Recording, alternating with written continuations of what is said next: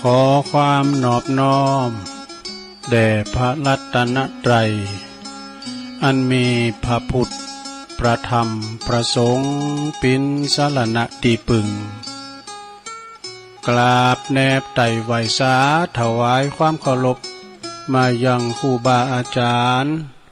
พระมหาเถรานุเถระท่านเจ้าคณะพระสังฆาธิการพระภิกษุสามเณรเจ้าจุโต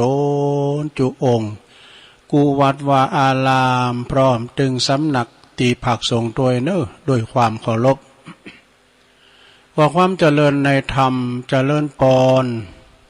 มาอย่างบรรดาปอออกแม่ออกศรัทธาตันสาธุชน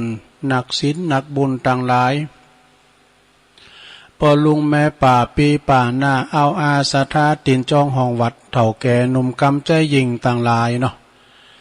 ที่ได้เปิดวิทยุเครื่องหับฟังกันอยู่ตั้งบ้านตั้งจองตั้งหอตั้งเฮินกันในเวลานี้เนาะเวลานี้ก็เป็นเวลาดีบ่าย3 โมงปลายมาสักน้อยก็มาฟังรายการสาระธรรมยามบ่ายวันนี้วันเป็นพลนาทีของอาตมาภาพเก่ากระผมตุลุงนันชัยวัฒนาคเสโน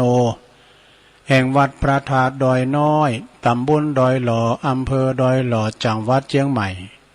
ก็มาพบมาปะกัน2 วันนะภาคบ่ายก็จะมีวันจันทร์วันอังคารเนาะศรัทธาญาติโยมทั้งหลายในระยะนี้ก็แดดเนอะตั้งบ้านตั้งจองตั้งปอออกศรัทธาจะแดดก็จ้าตอนนี้แดดแห้งเนอะแดดอย่างแรงนะแดดอีก็ตากเขาพอดก็ทายการกลางแดดก็พักย่างให้พองเนอะศรัทธาเนอะความห่อนนี่นะมันเผาผลาญแผดเผาถ้าว่าเราอยู่ทำการทำงานกับหุ่มกับอย่างนี้อย่างดีหน่อยเนาะปืนเก้าไม้เก้าตอกกับหอกับเฮินเย็นอกเย็นใจนะเอามาปะกันว่านี่ก่อนถ้าเอิญไปทางอื่นทางไกลก็ขอขอบคุณทางสถานีคืนบุญเฮาเกินเนอวิทยุในเครือข่ายที่เปิ้นรับสัญญาณรายการภาคบ่ายเนาะตั้งแต่15 ถึง 17 นาฬิกาขอบคุณสถานีวิทยุขึ้นธรรมะของชุมชนวัดห้วยตองซักตำบลขวงเปา FM 98.75 เมกะเฮิรตซ์เนอะขอบคุณสถานีวิทยุคณะสงฆ์อำเภอฝาง FM 100.25 เมกะเฮิรตซ์เนอะ3 อำเภอฟังกันไปเพราะว่าจะเป็นเชียงใหม่ชัยปราการเปิ้นตัดสัญญาณเด้อเนอะเมืองฝางเนี่ยมันได้ยินตุปีเลินได้แต่ไปหับตาลปิกมาด้วยจ้ะแล้วก็สถานีวิทยุคลื่นพระพุทธศาสนาการศึกษาและวัฒนธรรมวัดฝายหินเนอร์ตำบลสุเทพ FM 104.50 เมกะเฮิรตซ์วัดฝายหินขอบคุณสถานีวิทยุมนต์เสียงธรรมวัดบุพารามอำเภอแม่แจ่มเนอ FM 106.25 เมกะเฮิรตซ์แล้วก็สถานีวิทยุขอบคุณตัวเนอสถานีวิทยุบ้านทุ่งเรดิโอ FM 89.50 เมกะเฮิรตซ์สันป่าตองเนอเนี่ยศรัทธาญาติโยมเปิ้นลิงก์สัญญาณไปพี่น้องศรัทธาได้ฟังกันตั้งบ้านตั้งจองตั้งหอตั้งเฮินเนาะก่อมไปที่ไหนก็ฟังกันไปภาคตอนบ่ายนี่เอาแหนมได้ศรัทธาเปิ้นไปเยการทำงานกันนะสายมันก็เลยจะห่างไปว่านี่3-4 สายก่อนพิจารณาจะไปนักแน่นไปทางซ้ายเปิ้นฟังก็พอดีละเนาะช่วงเจ้านี่ก็จะแน่นหน่อยแต่ว่าช่วงบ่ายนี่ก็จะเหลือกับอีปอยแม่เดี๋ยวได้ไปไหนนะอยู่กับบ้านกับจองฟังบ่ได้ตุ้มได้โทรนะเดี๋ยวจะโทรก็ไม่ได้ไม่ยื้อยิ่งโทรไม่ได้มันโทรศัพท์บ่มี ฟังวิทยุเอาอันก่อนเป็นอย่างนะลงเนอะฟังทางวิทยุกันไปนะตัวลุงก็จะมา2 วันจันทร์วันการนะบางบางทีก็ครูบาอาจารย์เพิ่มได้มาก็ได้รับสันทานุญาตจากอาจารย์พระครูอภิวัตรว่าแตนเพิ่นกำเนิดตัวลุงนะแต่ตัวลุงก็ไม่ได้ไปไหนก็ห้อมอยู่กับเพิ่นแตนยากะนะเปิ่มเหมือนศรัทธาได้งอมได้เงากันเนาะศรัทธาเนาะภาคตอนบ่ายเนี่ยอุ้ยมันห่อนก็อยู่กับหอกับเฮินน่ะเนาะฟังกันไป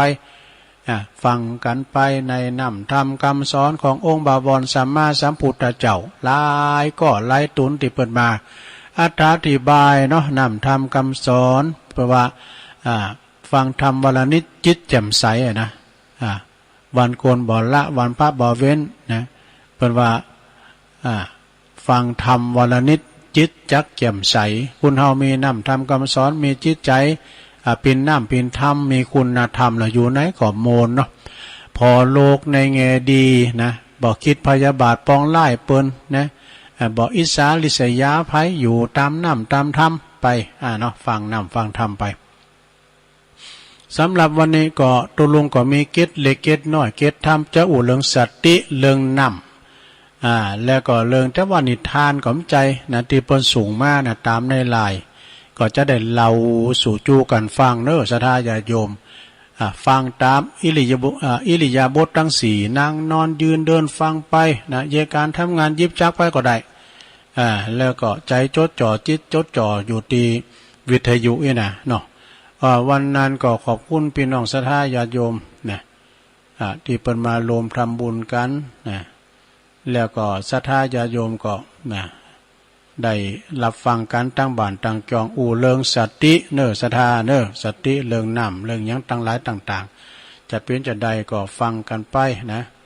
ในโอกาสในตอนนี้ก็ศรัทธาญาติโยมอยู่กลางแดดกลางห้อนก็เอาสติเป็นติดตั้งเนาะอู่เรื่องสติพยาปัญญาสติเฮานี่มันเท่ากันนะก็ลองฟังเรื่องสติพอก่อนสตินี่คุณเฮาถ้ามีสตินะเอาตัวหลอดได้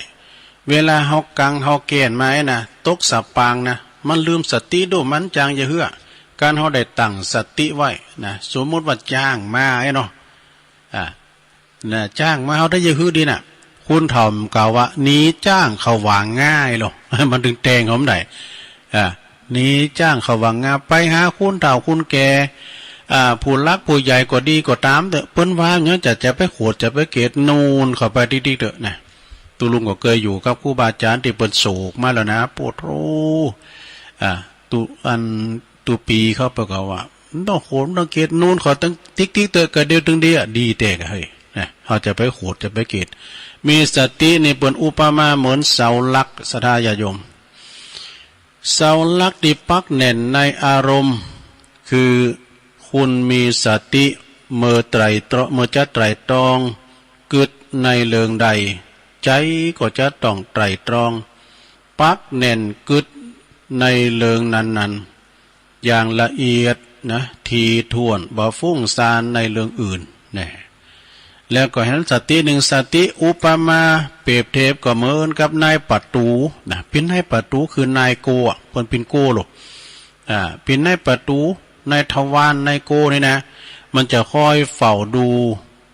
สิ่งต่างๆที่จะผ่านเข้ามาเนอะกระทบทางตาหูจมูกลิ้นกายใจตลอดจนเฝ้าติดตามถึงอารมณ์ต่างๆติดใจกึดถ้าหากว่า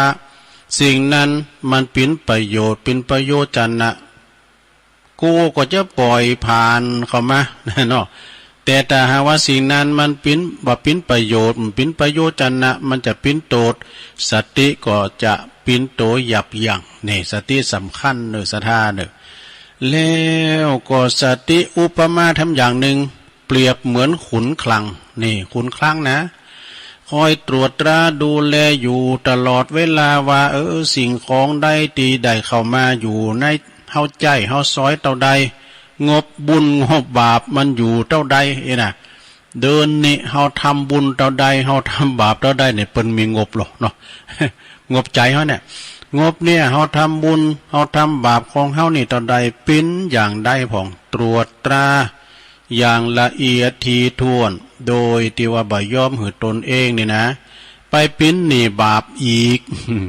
มีกรรมให้บุญเนี่ยเนาะแล้วก็พยายามสั่งสมบุญกุศลหือปิ้นกำให้ชีวิตต่อไปแน่สุดท้ายแถมสติหนึ่งเนอะสติอุปมาเหมือนกับหางเสือหมายความว่าพวงมาลัยนี่ก็เปรียบรถยนต์นี่เปรียบเหมือนพวงมาลัยเนาะถ้าว่านี่มันมีหางเสือเนาะ หางเสือมันจะดัดไส้ดัดขวาไปทางใดแต่ก็อยู่ที่หางเสือสติอุปมาเหมือนหางเสือนะ เพราะสติเป็นตัวควบคุมสิ้นต่างดำเนินของชีวิตของเฮาให้มุ่งตรงไปสู่ความสำเร็จตามเป้าหมายของชีวิตที่วางไว้เพราะฉะนั้นนะเฮาก็จะต้องฝึกสติให้เป็นคุณที่บ่ประมาทเป็นต้องเป็นคุณที่มีสติระลึกถึงเหตุการณ์ต่างๆได้อยู่เสมอแน่อันนี้อูถึงเรื่องสติก็จบลงไปศรัทธาญาติโยมทั้งหลายสติสัมปชัญญะสติคู่กับสัมปชัญญะไอ้นะประมาณนั้นเนาะต่อไปเอาอันนี้มาทำกรรมเนาะศรัทธาญาติโยมน้ำอันนี้กรรมภาษาย่องเปิดวันน้ำถ้าว่าภาษาเมืองก็น้ำนะถ้าว่าไปตามเมืองแปลเมืองนามแปลว่าน้ำกินน้ำหิวน้ำฮอถ้าว่าเป็นไทยแปลว่าน้ำจะไปลืมนะศรัทธาญาติโยมทั้งหลายน้ำนี่เป็นความสำคัญในร่างกายเฮาแต่เฮาอดน้ำเนี่ยยังบ่ได้อดข้าวนี่ได้หลายวันอยู่นะแต่ว่าอดน้ำนี่มันได้หลายวันน้ำเป็นส่วนสำคัญในร่างกายเฮาประมาณ90%นะของการเกิดเดี๋ยวกันเด้อไปโทรมาแต่ตุลุงอ่านในไลน์ก็หมายความว่าอันของเกิดหัวใจนะถ้าประมาณ90%ของการเกิดหัวใจล้มเหลวเนี่ยหัวใจล้มเหลวนี่มันมีหลายอย่างนะซะนะบางทีเปิ้นก่อนนอนรับไปวอยๆก็เหมือนกับเปิ้นฝันรับไปวอยๆเปิ้นก็เลยโลดจิตออกจากลางไปก็มีเปิ้นเรียกว่าทางอีสานบอกว่าไหลตายไอ้ดอกแม่แต่เฮาว่ารับตายก็ไอ้น่ะแต่ภาษาแพทย์แปลว่าหัวใจล้มเหลวไอ้น่ะเกิดขึ้นในช่วงเจ้าแล้วก็สามารถลดลุงได้โดยการดื่มน้ำดื่มน้ำนะลงเด้อดื่มน้ำสักแก้ว2แก้วนี่นะนี่เพราะว่าเปิ้นว่าเฮาก็ฮู้ว่าดื่มน้ำ1แก้วตอนหลังตื่นนอนนี่นะ1แก้วหลังตื่นนอนจอยหืออวัยวะเฮาทุกส่วนเริ่มทำงานแล้วนะตับไตอย่างต่างๆเนี่ยเนาะหัวใจก็สูบฉีดเลือดดีหมายความว่าน้ำ1แก้วหรือว่า2แก้วเนี่ยตอนหลังเฮาตื่นมาแล้วนะ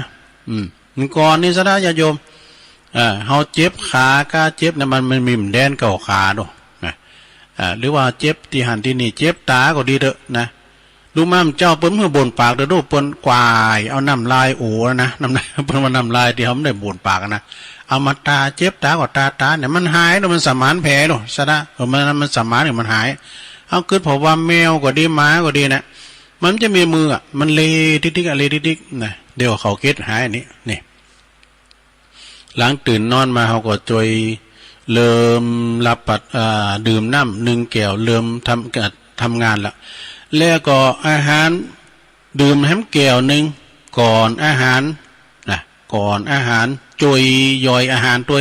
นี่ก่อนกินข้าวนะโจดได้กำแก้วนึงเนาะไปกินนะใครมันจะตุ้นตรองแล้วก็แก้วต่อไปดื่มหลังจากนะแก้วต่อไปนี่ก่อนอาบน้ำนี่ก่อนอาบน้ำใส่น้ำแก้วนึง ใส่น้ำแก้วนั้นลดความดันโลหิต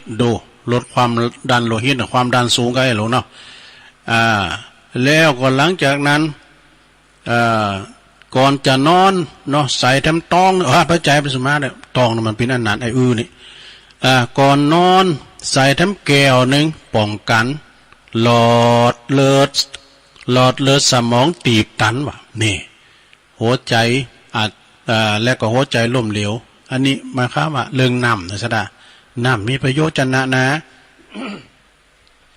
ถ้าเราปฏิบัติอันนี้มันจะออกไปเลยดอกแพทย์โดยเป็นสูงมากนะแพทย์ใหญ่ก็แล้วแหละเป็นสูงมากแล้วก็อ่านตุลุงก็เอามาท้าอธิบายไปเบิร์นน้ำเนอจะไปกายน้ำในลงเนอจะไปโกน้ำกินเข้าไปน้ำเนี่ยนะตกในท้องเฮาเพราะว่ามันจะต้องไปบริหารจัดการอย่างต่างๆนะอวัยวะต่างๆต้องการน้ำเนาะต่อไปตุลุงจะบอกคาถาสราเกมสมุดเกมหนังสือไว้อันนี้คาถาสาวโหมพระใจสุมาเด้อ คาถาอายุยืนมันไปอย่างน้ำปูนคาถาอายุยืนนะลองเด้ออุอากาสะเหิมใจตุสะนาโสเหิมใจโอ้อันนี้มันเป็นคำก่อนกันเนี่ยมันใจกะลองฟังผ่านก็ได้นะลองเด้อคาถาอายุยืน ตื่นนอนตีสี่อย่าลุกลี้ลุกลนลืมตามองจนตนพ้นภัยตัวตนพ้นภัยขยับกายาเนี่ยขยับกายาลงเด้อแกว่งแขนล่างกายอย่าลุกทันใดให้หายมึนงงไปเฝ้าลูกนะลงเด้อไปเฝ้าลูกนะกันเฮานางมึนนะเฮาลูกนะตาลายตุลุงจะมีหรอเขาไปเฝ้าลูกกอยกับลูกอย่างโง่นะลุงจันตุลุงลูกอย่างโง่เอากุ่นลูกก่อน สวดมนต์แผ่เมตตานี่สวดมนต์นี่แม่ล้มได้เนี่ยแม่ไปนอนวัดก็ดื่มได้ตุมันได้ยังได้อิติปิโสก็ได้นี่ก็ว่าไปอิติปิโสก็ได้เองเนาะพิงคาถาดูยันตุนนี่ก็คาถาผีโกนะสดาโยมครูบาเพิ่นบอกว่าสูขอมได้นะก็ยันตุนเนยไปถึงก็โดนแต่กาปดโตมันตึกตองแหนมได้นะยันตุนโหปะนี่ มันจะนี่มีตังค์นะครับนี่ยันตุนก็แลนบ้านวะสวดมนต์แผ่เมตตาภาวนาแบบสงฆ์นี่ภาวนาแบบสงฆ์จิตทำจิตมั่นคงรองรับของดีนวลตาทันทีให้แสงใส2 นาทีให้แสงใส2 นาทีดื่มน้ำอุ่นเรวลี่ทันที4 แก้วโอ้วันนี้4 แก้วกันเนาะเข้าห้องสุขีเพลิดเพล้วออกมาเสร็จแล้วแกว่งแขน 1,000 ปดโถแกว่งแขนปั้นเตือโลเนอะแกว่งไปแกว่งให้มันถูกทานะดิ่มดีแขนกูดนะโลนะดิ่มดีแขนกูดนะแบ่งอันแกว่งให้มันถูกทานะวันนั้นแหละตุลุงหันเนี่ยเป็นสูงมากพอนะโอ้มันนานเนี่ยกำลังจะเตะคูณขาวโจโลอะไรกำลังจะเตะมันนานก็เตะทาว่าจะดีมันจะปิ้นไหมอย่างพอยังลุกติ่งนะแล้วแต่มาหักคอว่าหักซ้ายพี่ยังหักขวาก่อนลงตัวหักลงมาหักด้านขวานะบนตาลงบนอุ้มพี่หือหมูนี่มันเป็นเจ๊ดอก แกว่งแขน 1,000 รับประทานผลไม้กินถั่วเลนพองนะหลงเนอะกินโมมเดี๋ยวนี้โอ้ยโมงยังมันหนักล่ำเลยได้โอ้กันแล้วว่ามันแปลงเนี่ยมาถึงขึ้นดอยมันไอ้โมง เรื่องหลวงพ่อว่าได้เนาะระวังนะไอ้โมงดำมันจะบุกวัดนะโอ้โมงชนิดใดดีได้กินมั้งไหนหลงไอ้งาจ้างแดงไอ้ทูมูบโอทูกะโอทูแล้วก็นั่นน่ะหลายอย่างเนี่ยบ่ต้องโอ้เป็นดินลำไปเลยแล้วก็มันต้องงามเด้อโอ้ท้องงามเฮาผ่านะรู้นะเฮาผ่าเต็ดที่หั่นนะแล้วก็เฮาเอากำเข่าเข้ามาก็ใส่เข่าแล้วก็เฮาจ้อนข่อยยักกินข้าวกับโมงกืนหมอเลยหยังก็ล่อมาเอาจ้อนข่อยยักอย่าเฮายักเต่าอ่ะรับประทานผลไม้ก่อนอาหารเร็วพลันนี่มันก็ก้ามกวยกามันกวยกาในอุ่มจะเหมือนกันนะไปตังแม่สายบุญนะตามตัวปีทำพระครูพิสุทธิ์ธรรมสุนทรตังบ้านผมคนนี้เขาว่าบ่มันพินว่าเป็นห้องว่ามันให้มันเหมือนกันโนก็อย่างนั้นคือป่านั่นกับป่านี่ปัจจุบันนี่นะนั้นพระขอไปซื้ออันพักกัดนากันเราไป25 ที่ไหนกลุ่มพักกัดนามันจือพินว่าพักกลุ่มป่าวะเนี่ยมันจะเหมือนกันโน่หลงเนาะพักกลุ่มป่าก่อนพักละนี่ว่าเหมือนกันกะพักละนี่นะไทยเป็นว่าชะโอมมันเป็นยาดูพักละนี่มันใจได้หลายอย่างหลงกันเขาจะโขแค่กาแกงแค่กาเขาจะแกงปี12 เดือนกาเขาจะแกงนูนกามันใส่ได้หมดนะเขาแกงกามันก็ลำโคไข่นี่เอามาใส่แล้วกับน้ำพริกกะปิเหมาะเมื่อยันเนี่ยลองมาลองโคไข่กาแล้วก็จะลงสุดเอาไปกับตำโมงลองมาลองปุดทนล่ำเว้ยเอามากับตำโมงนะแล้วก็มาใส่แกงหน่อกาจะลงสุดนะลงนะไก่บนพื้นหามก่อนเอาอาหารคุ้นเถ่า พื่อจะเอากิ่งมาตุบแจงนะคือไก่กินว่ะแม่นี่ดูภูมิปัญญานะก่อนอาหารเร็วพลันทานข้าว1 จานทานไข่ผักปลา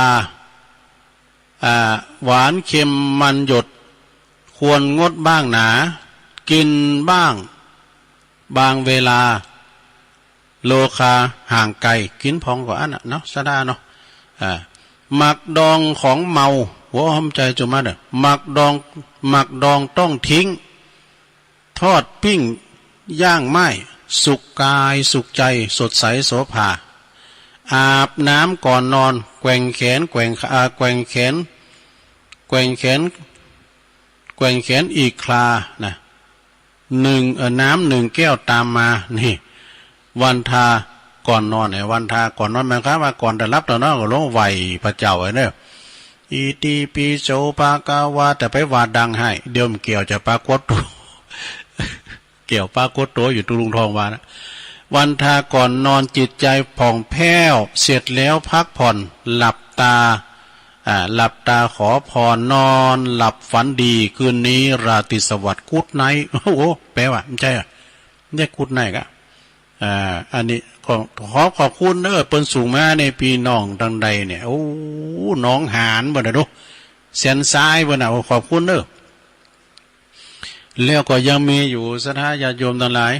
ก็ว่ากันไปที่แรกตุลุงจะเอาธรรมมาเทศน์ดูแต่ตุลุงก็ต้องยกเว้นไหวเพราะหยังเพราะว่าวันพฤหัสวันฮือนี่แหละเดี๋ยวมันวันเวลามันเว้ยนะเอามาพอหังเปิ่นเนี่ย7 วันในมาตื่นก็ได้ก่อถึงอย่างพระครูวรธรรมานะก็ได้เปิดมาวันตีจ้ะกำได้ก่อถึงแล้วหังตุลุงใน3 วันนี่มันจะมานานถึง มาเด้อ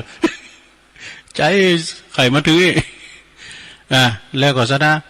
วันพัดปูกันเนอจะเตะทำนะเลว่าจะดีแหละแต่เอาอันนี้เบ็ดตะเล็ดไปก่อนนะเพราะว่ามันได้พักครึ่งนะถ้ามันได้พักครึ่งก็ดีกับมันได้พักครึ่งก็เดียวถึง4 โมงตุลุงก็พักให้กำแม่กะนะแล้วก็สถาอันเจ้าภาพนี่ก็มีหลายอยู่นะมี3 คูณ 4 คูณอยู่พี่น้องตั้งบ้านปุณาที่ล่ะเขาเปิ้นแม่หลวงเปิ้นโทรมาบอกเนาะบ้านเนี้ยก็ตุลุงจดไว้แล้วนะบ่อสร้างกลางจ้อง บ้านบ่อสร้างย้ายละอ่อนค่ะนะตุลุงโทรมานี่นะนะโทรมานี่นะบึดก่อนวันฮือก่อนเด้อวันฮือก่อนได้เทศน์ให้ฟังนะเอาละตอนนี้ไปเอาอันนี้มาไว้ก่อนเนาะนี่ถ้าว่าเป็นนิทานก็มันใจหน่อยสัทธาลองฟังนะมันก็มีคติเตือนใจเหมือนกันนะมีปืนหักอยู่2 คนเนี่ยปืนหักคือมันก็ไปไหนไปด้วยกันเนี่ยคนหนึ่งจือฉลาดเนี่ยแถมคนหนึ่งจือว่าซื่อสัตย์เนี่ยฉลาดกับซื่อสัตย์ในปิ้นนั่นเปินกันหักกันแป้งกันนี่กัน2 คนนั้นก็มีอยู่หันวันหนึ่งนางเฮอออกไปท่องเที่ยวทะเลด้วยกันว่ะทะเลโจกบัดนี้เนอะเจอพายุฝนลูกใหญ่กันนำบันเข้ากลางลำเฮือนะเจ้าว่าเฮือนั้นล่มอับปางนะแต่ว่าเฮือมีเฮือชูชีพอยู่อันลำหนึ่งโอ้บนเฮือนั้นก็มีชูชีพอยู่ลำหนึ่งเพียงนางได้เพียงคนเดียวนะโอ้ฉลาดเนี่ยเนาะงอมไปตั้งอย่างกับบุตรสุมาเดตีนถีบซื้อซัดตกทะเลไปแล้วมันอยู่มันนั้นฉลาดนี่ก็ขับเฮืออันชูชีไปวะเนี่ยปุดโตซื้อซัดก็ปุดโตตกทะเลไปแล้วเนี่ยแล้วก็ตนเองก็มีนี่เนาะชูชีบหนีไปทางใดเพราะว่าซื้อเพลินซื้อซัดคือจือฉลาดมันเอาเฮือหนีไปแล้วซื้อฉลาดเนาะฉลาดนี่เอาเฮือหนีไปแล้วซื้อซัดนั่นก็บุรุษซ้ำหลักนำคือว่าเกือบตายแก่น้ำกระอึกกระอักไว้กันเพราะน้ำทะเลด้วยแต่โจกยังดีอยู่มันก็ลอยมาปะอยู่ที่เกาะเล็กๆเกาะหนึ่งเนี่ยเกาะนั่นเองก็เกาะคือมันความว่ามันปีนด้อนทรายมันมีดินโผล่ขึ้นมาให้กันเนาะมันไปข้างอยู่ที่เกาะพอเอาชีวิตรอดมาได้ก็ตั้งหน้าตั้งตาคอย ถ้าเมื่อใดที่ไหนจะผ่านมาตัวนี้พองหานะถ้าเลี้ยวถ้าแฮมบ่อนนานเกินรอก็ได้ยินเสียงเพลงว่ะโธ่เสียงเพลงเสียงดนตรีลอยมาแต่ไกลเป็นเสียงมาจากลำหนึ่งเนี่ยลำหนึ่งกำลังจะผ่านเข้ามาแต่งั้นสื่อสัตว์ก็ดีอกดีใจจะผ่านมาจะได้ขออาศัยเบิ่นปิกไปบ้านไปเมืองไอ้ก้ามไม่หนักก็ลำนั้นก็กำลังวิ่งผ่านมาติเกาะหันต้นอยู่หันนะเมื่อเข้ามาไก่เขาสังเกตบุญนั้นก็มีธงบุญนะมีธงปักแล้วก็โบกสะบัดจือเป็นว่าความสุขจือว่าความสุขสื่อสัตว์ก็ตะโกนรีบตะโกนเนาะไปนะช่วยน้อยขอช่วยเหลือหน่อยเนอะขออาศัยติดไปตัวเตอความสุขนะจือความสุขครับโปรดได้ช่วยกันเฮาได้โปรดช่วยชีวิตเฮากามเฮาจือสื่อสัตว์นะมันบอกกันเพิ่นหรอปอความสุขนะความสุขได้ยินคำว่าสื่อสัตว์ก็ตะโกนต่อไปว่าโอ้เฮาช่วยตันบ่ได้หรอกถ้าหากเฮาโมแต่เป็นคุณสื่อสัตว์นี่นะชีวิตของเฮานี่หาความสุขบ่ได้เลยนี่บ่หันหรือว่ามีคนมากมายตีอู่ความจริงเนี่ยสื่อสัตว์ในอู่ความจริงดูตีอู่ความจริงเพราะความสื่อสัตว์นั่นแหละและก็ความจริงเหล่านั้นจะย้อนกลับมาทำลายคุณที่อู่นั่นเองอู่เสร็จแล้วความสุขความสุขก็หันโหห่างออกไปนานลำแลก็ไม่ได้ขี่จักรรมอยู่ต่อมาแถมนะก็มีแถมกันหนึ่งชื่อว่าตำแหน่งว่ะ ตำแหน่งก่อนเล่นเขามาไก่เขาเนาะมาไก่เขาซื้อสัตว์ก็เลยตะโกนเนาะตะโกนแปลว่าขอความช่วยเหลือน้อยขอความช่วยเหลือหน่อยพอตำแหน่งหู้ว่าเปิ่นขอความช่วยเหลือก็คือสื่อสัตว์จึงปฏิเสธไปทันทีว่าตำแหน่งเนี่ยนะตำแหน่งคือขาเนี่ยเป็นตำแหน่งเนี่ยได้มาโดยต้องหันนะข้าต้องผจญต่อพยานอันตรายต่างๆกว่าจะได้ตำแหน่งมานี่นะครับผู้คนนั้นมากมายที่เป็นรู้ตำแหน่งกันเนี่ยตำแหน่งมันอยู่ที่ขาเนี่ยนะขาหยุดติดแล้วขาบ่ได้มาโดยที่ว่าง่ายๆนะเนาะหันประจันกันหมดโทและขอจะอยู่ตำแหน่งเนี่ยกล่าวต่อไปอย่างบ่ยุดยั้งว่าบ่ว่าโดยวิธีใดก็ตามหากว่าเฮาดำลงตำแหน่งอยู่นี่นะโดยความซื่อสัตย์สมมติว่าเฮาดำลงตำแหน่งอยู่โดยความซื่อสัตย์สงสัยเฮาคงบาดท่านเลเหลี่ยมคนอื่นปิ้นแน่แต่ก็คงจะไปถึงบักไก่ก็คงไปบักไก่แต่กันเนาะแชมพองนี่คุณดีแต่นะศรัทธาญาติโยมไปอยู่กับฟูงคุณที่เปิ้นบ่ดีนะเลยจำเป็นต้องเป็นคุณดีเนี่ยเปิ้นว่าตกหมูแห้งปินแห้งตกหมูกาปินกาตกเป็นลูกศิษย์ครูบาได้ปินผาหน่อยเนี่ยสื่อสัตว์ก็ลองมองดูตำแหน่งค่อยๆห่างออกไปเนี่ยมันเอาละตำแหน่งนั้นห่างออกไปบ่ต้องรอคือก็ต้องจำใจรอลำต่อไปโดยความหวังเนี่ยอยู่มานั้นเหมือนนั้นก็รอไปก็มีทำล่างหนึ่งจือว่าแข่งขันแล้วแล่นมาอีกลำหนึ่งจึงตะโกนไปนะตะโกนคือไปว่าแข่งขันแข่งขันครับเฮาจือสื่อสัตว์ขอมาช่วยข้าหน่อยข้าจะขออาศัยหนังแข่งขันปิกไปบ้านไปจองด้วยนั่นน่ะพอแข่งขันหู้ว่าสื่อสัตว์เลยตะโกนต่อไปแบบบ่ต้องคิดมากให้ดูอย่าทำให้เฮาลำบากใจเลยเปิ้นนะทุกวันนี้นะแข่งขันในสังคมสูงมากนี่การแข่งขันค้าขายก็ดีตำแหน่งอย่างต่างๆก็ดีมันแข่งขันกันนะเพราะว่าจะ เรื่องการหำการเฮ็ดก็แข่งขันกันการศึกษาหรือว่าการค้าขายทำมาค้าขายก็แข่งขันกันนี่อย่างสูงมากเพราะฉะนั้นนี่หากว่าเฮายังต้องเป็นคนซื่อสัตย์อยู่เฮาคงแข่งขันสู่คนอื่นบ่ได้เป็นแน่แต่แน่นอนนี่เอาแข่งขันก็เลยแล้วก็พายเลยไปอย่างไม่ใยดีว่ะพายเลยออกไปขยับขยายเฮือออกไปโอ้หมดหวังเห็นแล้วเฮาเจ้าอันก็บัดได้ปึงภายแล้วกับนี้นะสื่อสัตว์นี่ก็งุ่มอยู่หั่นนะพอดีทันใดนั่นเองก็มีเสียงฟ้าห้องก็ลึงตึงตังขึ้นมาว่ะเสียงฟ้าแพะฟ้าผ่าดังกึกก้องไปทั่วท้องทะเลพายุหมุนพายุใหญ่ก็กันนำมาแถมอย่างแรงนะสื่อสัตว์ตีกำลังอยู่ในอาการหมดหวังสับสนกับจุดยืนของชีวิตตนนะก็ได้ยินเสียงเหล็กเนี่ยก็ได้ยินเสียงเหล็กเสียงห้องนะอย่างปราณีว่าลูกเอ้ยอันนี้เสียงตัวหน้านี่เพิ่นว่าลูกเอ้ยลูกเอ้ยว่าเสียงนั้นดังขึ้นมานะลูกเอ้ยมาขึ้นเฮอเฮาเตอเนี่ยโอ้อันนี้เพิ่นขึ้นอนุญาตให้ขึ้นเฮอว่ะนี่ได้ยินเสียงปอสื่อสัตว์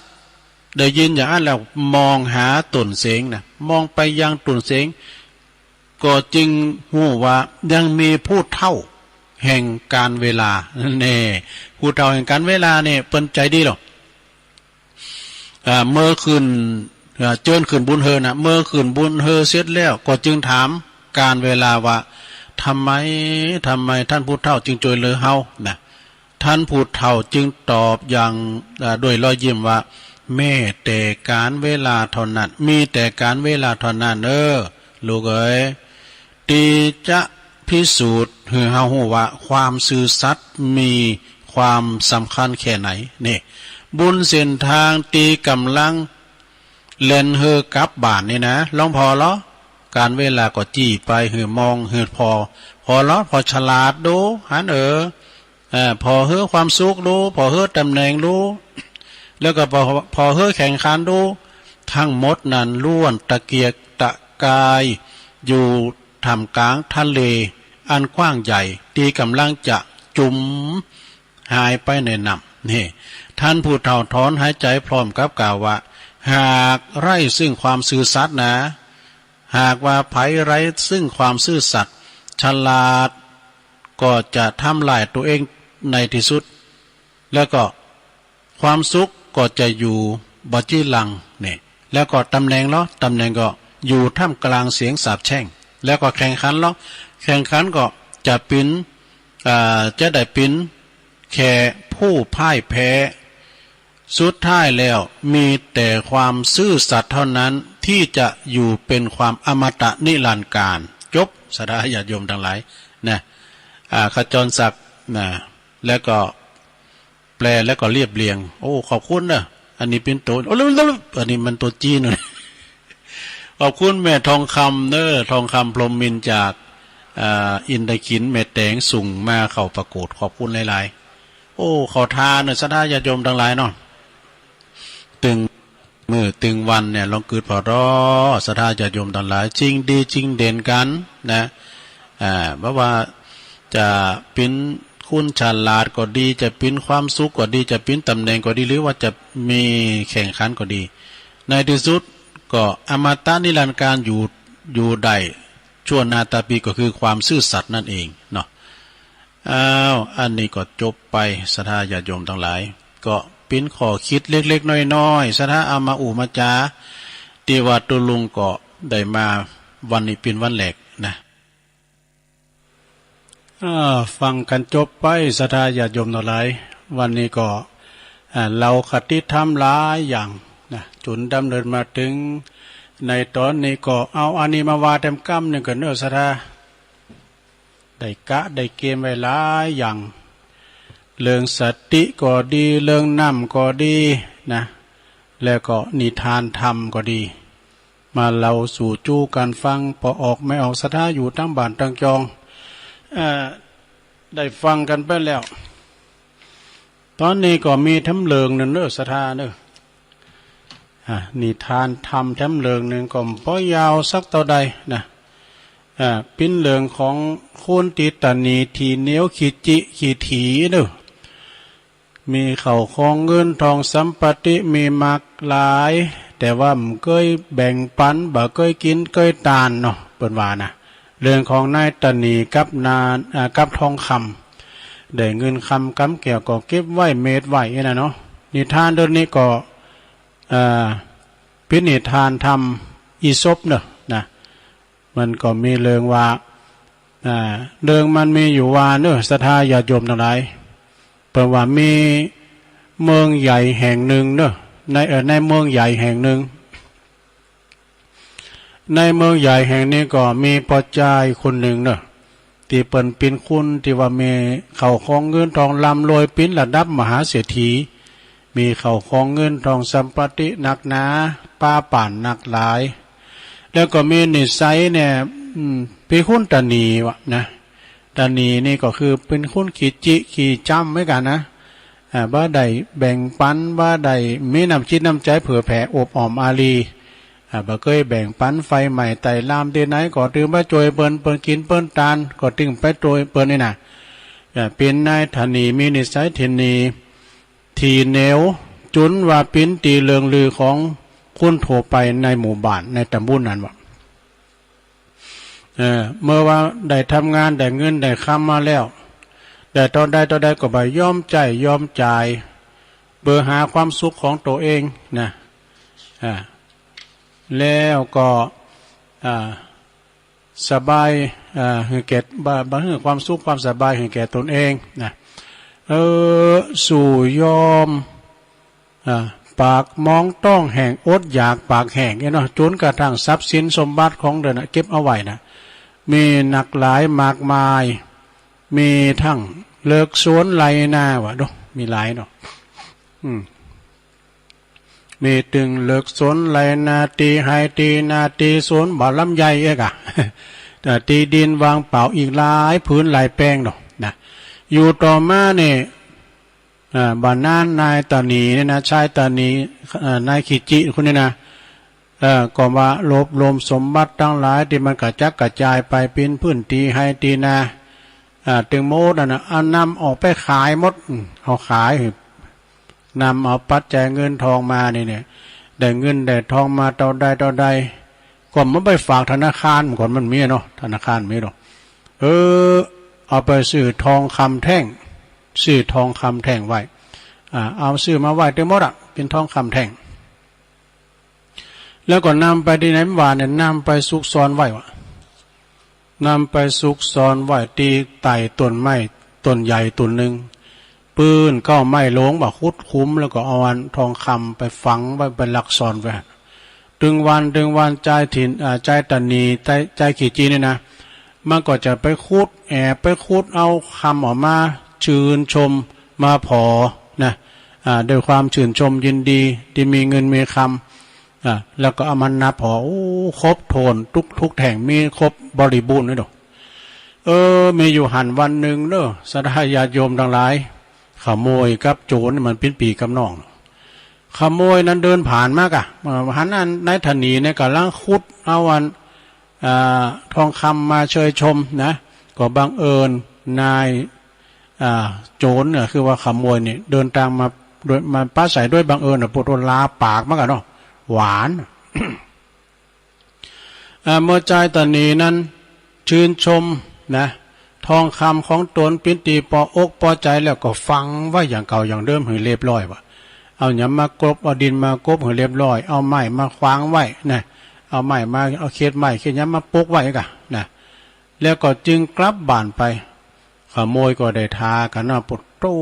มันจะกลุ่มไปจัดมึนเนี่ยทองคำแท่งนี่นะมันก็ไปขุดควยเอาไปตึงมดเอาทองคำแท่งขุดไปตึงมดมันเลยซะก่อน เอาไปตึงมดปอลุงเจ้ามั่มเจ้ามาเต็มกำหนึ่งหู้ว่าเมื่อหู้ว่านายทองคำนะมันก็มาใจเนาะมันมาใจพอเหลือก็ขุมเป่าทองคำของท่านหายไปหมดบ่เหลือสักชิ้นบ่เหลือสักน้อยนายตานีก็ยืนจังก้าปุตโตแทบล้มทั้งยืน มีความตกอกตกใจนะเลือกระคุ้มเป่า เลือกระคุ้มเป่ามีความเศร้าโศกเสียใจหายคืนโหว่ะนะโดยความเสียใจหายโง่หายเดียวอยู่ตามลำพังเปิ้นบ้านคนหนึ่งเดินผ่านมาเนาะมาป้าใส่โอ้ทางเศรษฐีนี่มันหายอย่างเลยนะเรามาถามเรื่องราวนะถามก็เลยสอบถามในเรื่องราวเพื่อจะได้มันหายยังไงนะก็เป็นจะเฮือพองทานเศรษฐีหายอย่างน่ะเดี๋ยวทำจะได้ที่มันนั่งหายอยู่ที่นี่ขี้มุกโป่งอยู่ที่นี่น่ะเนาะก็จะมีอย่างเล่าก็คือขโมยนะกะมันมาลักเอาทองคำของข้าไปเสียหมดเลยข้าเอาฟังไว้ที่เนี่ยเอาไปถึงหมดเหนือสักแทงเนี่ยตายแน่ๆข้าต้องตายแน่ๆแล้วก็หายโอ้โหว่ะนะเปิ้นบ้านคุณนั้นก็พอหน้าเศรษฐีนะแล้วก็หนีออกไปแล้วก็กล่าวอย่างน่าสมเพชว่ะนะกล่าวอย่างสมเพชว่าหันใจปอกันเปิ้นก็บอกว่าอย่าโศกเศร้าไปเลยอย่าโศกเศร้าเสียใจไปเลยท่านไหนสมบัติของท่านนี่ก็บ่เคยเอาออกมาใจปิ้นประโยชน์แม้แต่ตัวเองก็ดีแบ่งปันคนอื่นก็ดีกินตานมันก็หันเอามาฟังดิ้นไหวนะเหมือนกับเปิ้นมาฝากธนาคารเบิกมาซะตัวอย่างเนาะท่านก็กินท่านแบ่งปันใจจ่ายสักอย่างแม้แต่โต๊ะเก่าขยะกินเฮ็ดหอบก่อมซื้อนะขี้จีก็มันก็เหมือนกับดินก่อนโกดต้องอ่านเองแล้วเพิ่นเอ้ยท่านเศรษฐีเอ้ยนะมันมีกาเตากันนะมีกาเตากับก่อนดินก่อนโกดเงินคำแก้วของท่านนะมีกาประโยชน์อันใดเลยนะเปิ้นบานวันแล้วอูดแล้วจบแล้วก็เลยเดินจากไปว่ะเรื่องนี้เปิ้นสอนหูวาเนอะนะสติปัญญาความหูหรือว่าสมบัติเงินทองนั้นถ้าเฮาเอามันออกมาใจเกิดประโยชน์เกิดดอกเกิดผลเกิดดอกออกผลนี่นะเนาะ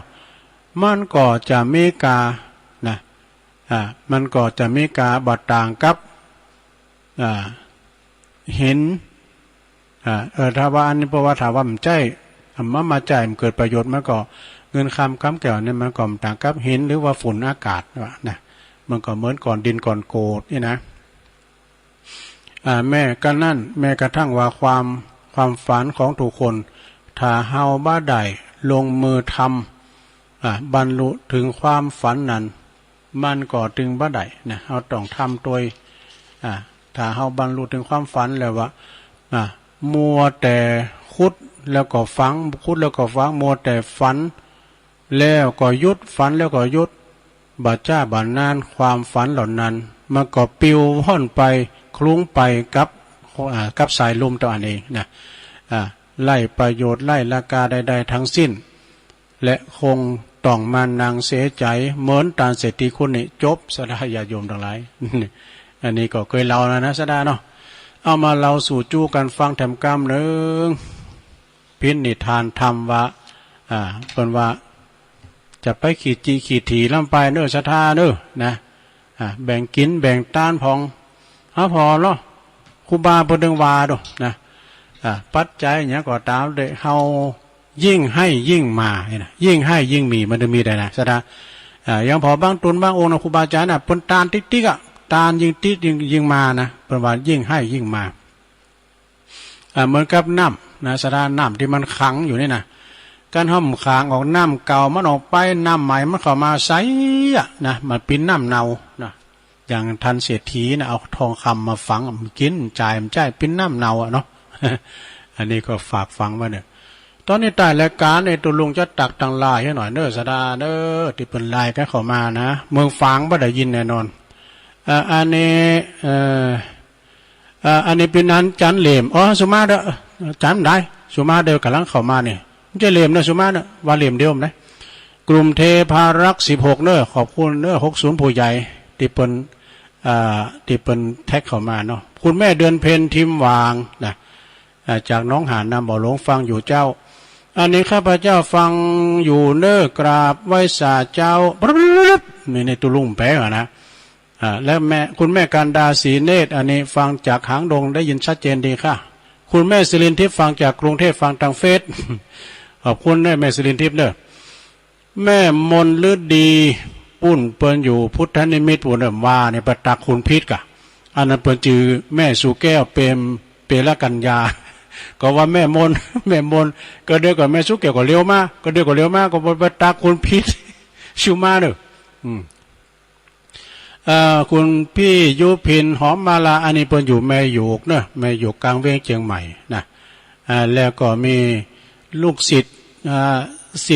ลูกศิษย์จากดงนิมิตเนอะอันนี้นะแล้วก็น้องหานสันทรายดอยน้อยพัฒนานะสีโนนสีโจมจากเมืองฝางจะได้ยินเปิ้นเต็ดเขาสัญญาณ แล้วก็สีพันนี่จะได้นะสีพันนี่แล้วก็มีคุณแม่ครูพรเพลินพิษทิพลึกจากบ้านแป้นโอ้อันนี้แม่อัมพันยานัตตาเริ่มว่าก่อปะกันได้พี่น้องตั้งบ้านไว้นะตาสิงอาจารย์อานนท์อนาลโยรู้เจ้าธรรมดาอันนี้ปุณณรุตตังปุณณตังกรุงเทพปุณณแล้วก็มีคำดิบแก้วพรหมพระนี่ตังใดมุน่ะฟังอยู่เจ้าขอบคุณเด้ออันนี้ก็ตักมาตั้งลายปิ้นดีละร้อยต่อไปจะเช็คคืนเช็คสายสักหน่อยเนาะสัทธาญาติโยมพระจะฟังพองจ้าเนี่ยลองเปิดสายสักหน่อยสัก2-3สายพระจะโทรมาก็0899556506ก็ลองโทรกันเข้ามาแจ้งผลการหับฟังก็ได้ประเด็นนี้ก็ตอนนี้ก็บดมืดเหมือนกันเนอะสัทธาเนอะบดมืดเหมือนกันมันบดได้นะแต่มันมีฝ้าห้องฝ้าข้างสังนะถ้ามันตกมาก็ดีก็มันตกก็ฮ้อนเจ้าก็ขอบคุณแม่วันดีสุวรรณล้อมจากปูนบ้านป่าสร้างหน่อยก็ว่าจะไปหาตูว่าตุ้มมาสักการมาว่าอินได้ขินเปิ้นนิมนต์ปีนี้เปิ้นจัดน้อยอยู่ปีหน้าก่อนนี่น่ะเจริญพรว่าสาครับตุ๊ลุงโอ้ปีนั้นจันมาแล้วอันนี้จากน้องเขียดหนึ่งครับผมน้องเขียดหนึ่งเนาะชัดเจนนี่ก็ครับผมกำลังแมสต่ออยู่บ้านนอกก็กำลังแมสต่อตุ๊ลุงอยู่ครับโอ้61หลายๆเด้อครับผมฟังอยู่ครับโอ้ขอบคุณหลายๆสาธุน้องร้องโทรมาเจ้าหรอพอมาเจ้าตุ๊ลุงออกละกันแล้วขอบคุณหลายๆเด้อครับผมเอาไปมาก็หมู่เดียวกันน่ะโทรหากันเด้อนะพี่น้องทั้งหลายเบิ่มโทรมาเอาหมู่เดียวกันน่ะเดี๋ยวน้องลองนึงโทรมาเด้อ60ผู้ใหญ่เจริญพรตามไว้สาครับโอ้ปน้อยบุญปันปุณณบุญเราขวัญกันดังแล้วกะดังแล้วโอ้ไม่ได้ยินนิทานสักคำเนี่ยได้ยินสักฝ่ายวันนั่นน่ะเราฟังดีไว้บัดจะกินบัดใจแล้วขับกินบัดตานนั่นค่ะก่อนนั้นเนาะคุณเฮาก็เนี่ยมันกินตานเผื่อแผ่ทั้งปีทั้งนอกเนาะเอาไว้สาธุเด้อฟังอยู่โอ้ขอบคุณหลายๆเด้อป้าน้อยโอ้เป็นว่าเมืองฟังเปิ่นก็ฟังเจ้าตัวไปเลินตัวไปโจเขาไปหำตาน่ะเปิ้นเต้นได้ตาสัญญาน่ะขอบคุณนะตัวไปโจเด้อเจริญพรเจริญพรตอนใดจ้าแม่แดงเจ้าโอ้แม่นิ้วมาแล้วทั้งฝ่ายมันนักเก่าได้ยินสักครั้งโอ้เปิ้นอู่เรื่องน้ำเปิ้นอู่เรื่องนิทานเนี่ยกะเรื่องน้ำแล้วเรื่องสติแต่คืนตู้ลุงยองมาเนาะตู้ลุงดอยกะตู้ลุงดอยแรงดีเนาะแม่แหลงดีแล้วก็แม่แหลงตู้ลุงยองมาตู้ลุงดอยกะขึ้นแล้วเนี่ยตู้ลุงดอยเจ้าขึ้นแล้วเปิ้นมาอุ่นหน่อยเดียวเปิ้นนางมื้นได้เตียนเปิ้นโบมได้แข่งขาบวมเปิ้นก็คือท่านมหาเสาแก้วแตนไปเนาะโอ้ฝนตกก็มันมีฝนได้แม่มันบดมึนๆได้เจ้าก็ตกน้อยเดียวเดี๋ยวบดจ้าโอ้มันตกตั้งปีปองเตอตัวเมืองฝางหลายแล้วคุณแม่นิวเด้อบุญรักษากำจูเด้อแข็งแรงสุขภาพแข็งแรงเด้อปุตโตพี่น้องเมืองฝางเปิ้นมาแล้ว2ลายล่ะแต่ปีนั้นจันเหลมสุมาเด้อบ่รู้ขอเยว่ามันว่าปลายซอยบ่ยันสุมาเด้อนั้นจันได้ปีนั้นจันได้เป็นกำลังแมทวอ16อยู่ขอบคุณหลายๆเด้อน้องล่อง1แล้วก็ เก่งบ้านหม้อเจริญปอนเจ้ากราบนมัสการเจ้าหลวงคุณแม่จงดีแม่ก็คุณแม่จงดีนะโอ้เชื้อกันทาฟังอยู่เจ้าฟังตลอดอยู่ฟังก็ฟังตลอดแต่โทรบัดเตียนขึ้นขอบคุณกันหลายเพิ่นก็ได้ส่งไลน์มาดอกที่เพิ่นบ่ส่งเพิ่นบ่โทรกันหลายก็เพราะว่ามันสายใยอ่อนร้องบัวแดงสันกำแพงเชียงใหม่104เพิ่นฮับบ่ได้รู้แม่น่ะ104เพิ่นฮับได้มันก็เลยสายห่างสายก็เลยโทรเป็นกำลังใจเนาะขอบคุณหลายๆเด้อแม่จงดีเชื้อกันทาก็หาฮู้ว่าคนนี้ก็หาสาวหูเคยมีแฟนเม็ดเท่าติดกันเป็นปุ๊บไปจังใดก็มีกับคนเสกถ้าการเต็มถุงย่ามแต่มันเป็นใบหิวนะเป็นใบหมุนยังไงเนาะเป็นใบหมุนยังไงกันขอบคุณแม่จงดีหลายๆเด้อเจ้ากันเล่นมาได้เน้อเจ้าเป็นยังก็สาธุโทษเจ้าครับนมัสการเจ้าเป็นกำลังคุณแม่จงดีเชื้อกันทาอันนี้เป็นมหารัตนอุบาสิกาแก้วตุปีโอมาตุปีโอมาแล้วทุ่งโป่งหนึ่งดีกว่าครับเป็นกำลังใจให้ตุลุงนะครับขอบคุณหลายๆนะโอมเด้อครับผมตุปีโอมประโยชน์ว่าฮกครับนี่อยู่ครับว่าฮกกันอยู่เนาะมนตามสบายเด้อครับบางเวทไปหาตุลุงครับได้กัน60 เด้อวางกันครับผมกำลังใจเสมอครับตุลุงครับขอบคุณสาธุตุปีโอมเนี่ยเป็นตุเจ้าดูแลพระสงฆ์อาพาธนะเป็นพระอสมเป็นดูแลพระสงฆ์ครูบาอาจารย์ที่อาพาธที่มันที่เปิ้นเฒ่าแก่เจริญปอนกราบนมัสการครับไอ้พงนะพงบันแซมภาษาครับไอ้พงมาแล้วไอ้พงบันแซมครับตุลุงมือแล้วนักมาโทรท้องกันด้านปืนนะครับว่าก็จะโทรกันตามด้านปืนนะครับไอ้พงฟังคืนไหนคืนทางใดคืนนั้นอย่างก็เนี่ยหวยต้องซักคืนน่ะอย่างก็เป็ดเก่ากันอย่างนั้นนี่กับหวยต้องซักเนี่ยกันเนาะครับผมดังแพร่ปูนน้องก็ได้ยินอยู่ก้าเนาะพอลงมงคลก็ได้ยินกับไก่เงี้ยโตดีเลยครับขอบคุณไอ้พงกำลังใจตุลุงดังๆเลยครับสาธุนี่กะนี่คุณยองเหมือนกันไอ้พงนี่เป็นอยู่บันแซมนะบันแซมป่าสร้างเนี่ยนะบันแซมกาดบันแซมนะกะเจริญปอน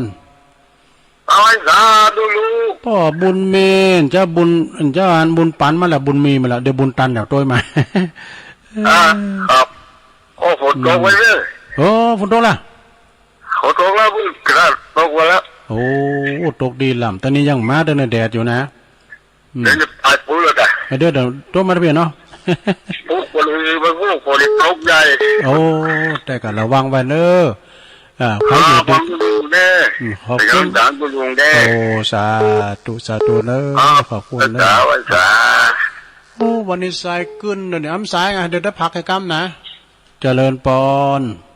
ไหว้สาเจ้าตุลุงไม่อามอนะเจ้าวันนี้ฟังหลายคนน้ำหอมมันไหลไม่ไผ่ว่าไม่ไหลก็มากะไม่ไหลก็อยู่ด้วยกันเนี่ยค่ะไม่ไหลลืมกันแล้วกันไม่ไหลไม่ไหลเจ้าไม่ไหลที่จำไปด้วยกันนะจืดแจ้บนโบเพชรแล้วก็ห้องไม่ไหลจืดจัดงามเนี่ยโบเพชรกันเนี่ยจืดจัดงามโบเพชรดีกะโอ้ก็ไม่ไหลบ่ไม่ไหลสบายดีเนาะไม่สาเจ้าตุลุงเจริญปอนสบายดีเนาะสบายดีนะฟังตุลุงกูเจ้ากูเมื่อวันก็ฟังขอบคุณแม่ไหลหนักเนาะไม่ได้โทรนะพี่ยังขันแนมเปิดฟังก็ดีใจแล้วเนาะตัวยายมอนนะกะน่ะยายมอนไปก่อนไปไหนตัวยายมอนนั่นเนาะไปไหนกับไปด้วยกันเนาะเจ้าขอบคุณแม่แม่ไหลแม่ไหลเจ้าเอาให้ตาอีกันศรัทธาเพราะว่าตัวลุงต้องพักให้กล้ามหนึ่งก่อนก็เดี๋ยวมาต่อได้เล่านิทานแถมเนาะวันนี้ดีใจสายกึนดี บุญรักษากันเด้อเจริญพร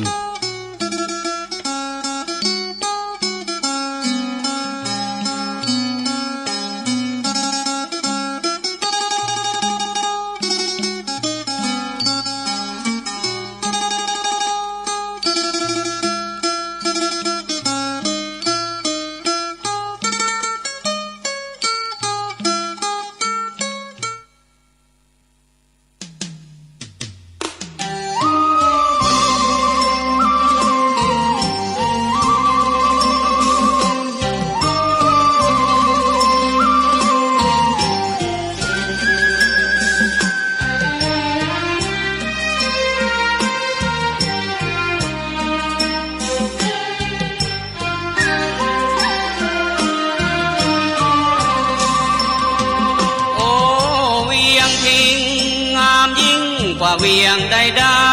ๆนครเชียงใหม่เปรียบปานสวรรค์บัญชามาได้พบมาได้รู้ได้เห็นกับตามองทิวเขาทอดยาวสูงเยี่ยมเทียมฟ้าลานรถมาสุดตาเลอล้ำงามยิ่งเอื้องบนดอยเอื้องน้อยย้อยหยาดยามแย้มเหมือนฟ้ามาแต่งเติมปันเสริมทุกสิ่งน้ำตกไหลซอดทานลำน้ำแม่ปิงโอ้ออบหลวงเหมือนสวงเทพโอบพราวพริ้งโอ้ละเนอเวียงพิงพริ้งงามกว่าคำสันมาดอยสุเทพเหมือนเทพวาดวางน้ำตกแม่กลางเหมือนแม่วังทิพย์ฉโลมลาเชียงดาวเหมือนละอองดาวพราวหยาดมาทั่วถิ่นล้านนาดังลานฟ้าหน้าแดนสวรรค์โอ้เวียงพิงใจเอ๋ยอยากอิงพิงพักวางใจสมัครฝากอิงเวียงพิงนอนั้นปองมันหมายลมหายใจเป็นสายผู้พันใจฝากหากายฝากเคียงโอ้เวียงสวรรค์ไม่ห่างร้างนิรันดร์ทุกวันอยู่อิงพิงเวียง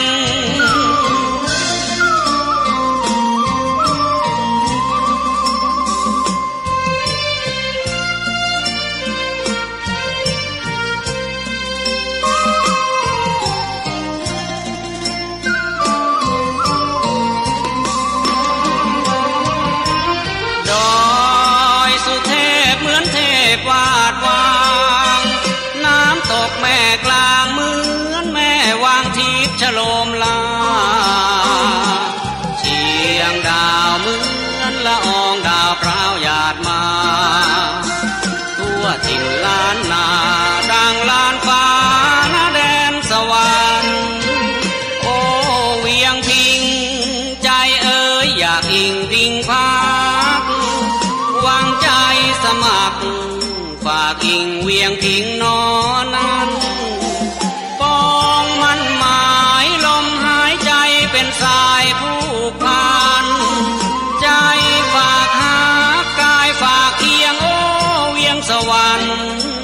ไม่ห่างร้างนิรันดร์ทุกวันอยู่อิงพิงเวียง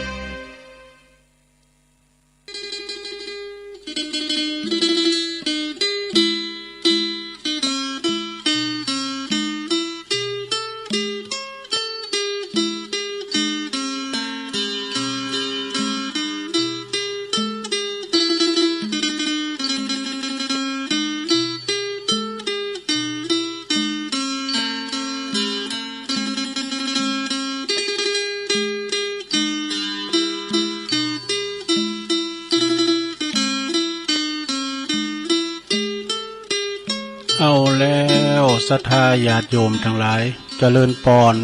ช่วงที่สองช่วงสุดท้ายขณะนี้ท่านทั้งหลายก็กำลังรับฟังรายการสารธรรมยามบ่ายดำเนินรายการด้วยตนโตแห่งอาตมาภาพเก่ากับผมตุลุงหนันชัยวัฒนาคาเสโนจัดรายการอยู่ที่บุญวัดพระธาตุดอยน้อยส่งกระแสเสียงปฏิวัติปากตั้งเจริญและก็แผ่ขยายกระจายเสียงไปตามคืนต่างๆเนาะมีวัดพระบาทอุดมนำบ่อสาวามีองค์ขลุงในเมืองวัดฝายหินที่นั้นเปิ้นจะออกวิทยุแล้วเนอะแต่เปิ้นออกตั้งเฟซนะออกตั้ง YouTube แล้วแผ่พายขยายเสียงมาดังวัดห้วยตองซักไปถึงแม่แจ่มเนาะศรัทธาญาติโยมทั้งหลายก็ฟังกันไปแต่เจ้านี่ตุลุงก็ไปหอมปล่อยศพเนาะก็ขอแสดงความเสียใจกับคณะลูกหลานของปอาจารย์ปนานอุทัยสมจันทร์ซึ่งเป็นมรรคนายกเก่าสมัยตุลุงละนะสมัยอาตมาภาพเปิ้นได้เสียแก่ชีวิตไปโดยวัย88อย่างมา ตั้งศพบำเพ็ญกุศลไว้ที่บ้านห้วยอ้อตำบลน้ำดิบอำเภอป่าซางแต่เจ้าตุลุงก็เอาผ้าเอาไตรปัจจัยไปหอมเนาะลูกหลานเปิ้นก็มีหันหลายก็ไปปะพี่น้องก็เปิ้นก็ช่วยกันนะคืนแล้วนี่ก็นิมนต์ท่านอาจารย์บุญนักเจ้าอาวาสวัดห้วยอ้อปิ่นองค์เทศนาธรรมคืนนี้ก็ได้รับความเมตตาจากท่านพระครูสุนทรปัญญารัตน์หลวงอาจารย์ท่านเจ้าคณะตำบลหนองยวงเจ้าอาวาสวัดป่าหกฝ่านะคืนนี้ปิ่นองค์เทศคืนสุดท้ายวันพรุ่งนี้ก็คือได้รับเมตตาจากท่านพระครูสัทธิสารคุณ เจ้าคณะตำบลน้ำดิบเจ้าวัดหนองผาขาวเนอะเปิ้นปินองค์แสดงธรรมก็เปิ้นจะเขินศพในวันพัดเนาะในวันพัดวันพัดนี่จับวันอย่างไง วันนี้ก็เป็นวันที่32วันที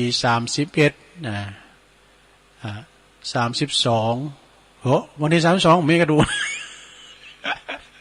ว่าเป็นกำหลินนั่นเองนะก็หมายความว่าวันพัดเนี่ยเปิ้นจะเขินศพนะศรัทธาญาติโยมพระอาจารย์ปนานอุทัยนี่เปิ้นก็ไข่ตึงหาตุลุงนะเตียวจากเฮิรนเปิ้นไปหาบ้านลุงดีนี่เป็นอ้ายของตุลุงเดี๋ยว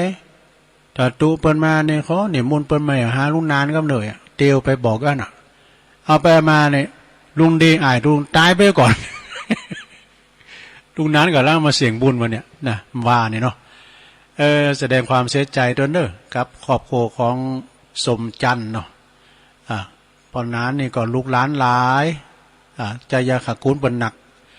ว่าตั้งปีนั้นเปกตัวเนอะปีนั้นเปกก็สมจันทร์ปีนั้นจอนเขานะตั้งไม่อายสุวรรณไม่เอาสุวรรณก็นี่ตั้ง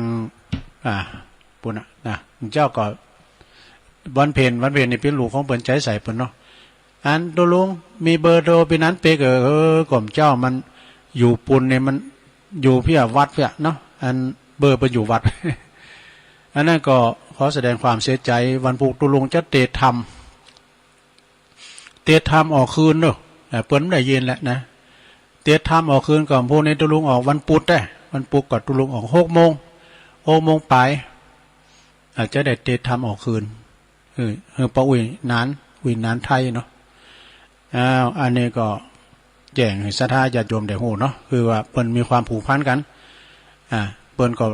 ทรมานคือติดเต็กมามื้อน่ะนะแล้วเปิ้นมีอันวันเนี่ยเพ้นลูกเปิ้นว่าอันเปิ้นเวทนาเนาะคอยมันเริ่มแล้วไปนี่ก็จะไปบอกตุลุงมาหน่อยเปิ้นก็ไปเลยว่านะพี่น้องตามปูนฟังกันอยู่ก็ร้องเฮอกว้าวนี่เอิ้นว่าตังแม่เย็นหรือว่าแม่บุญเย็นปินตาอุ่นเนี่ยเจ้าเป็นโทรมากันเนาะ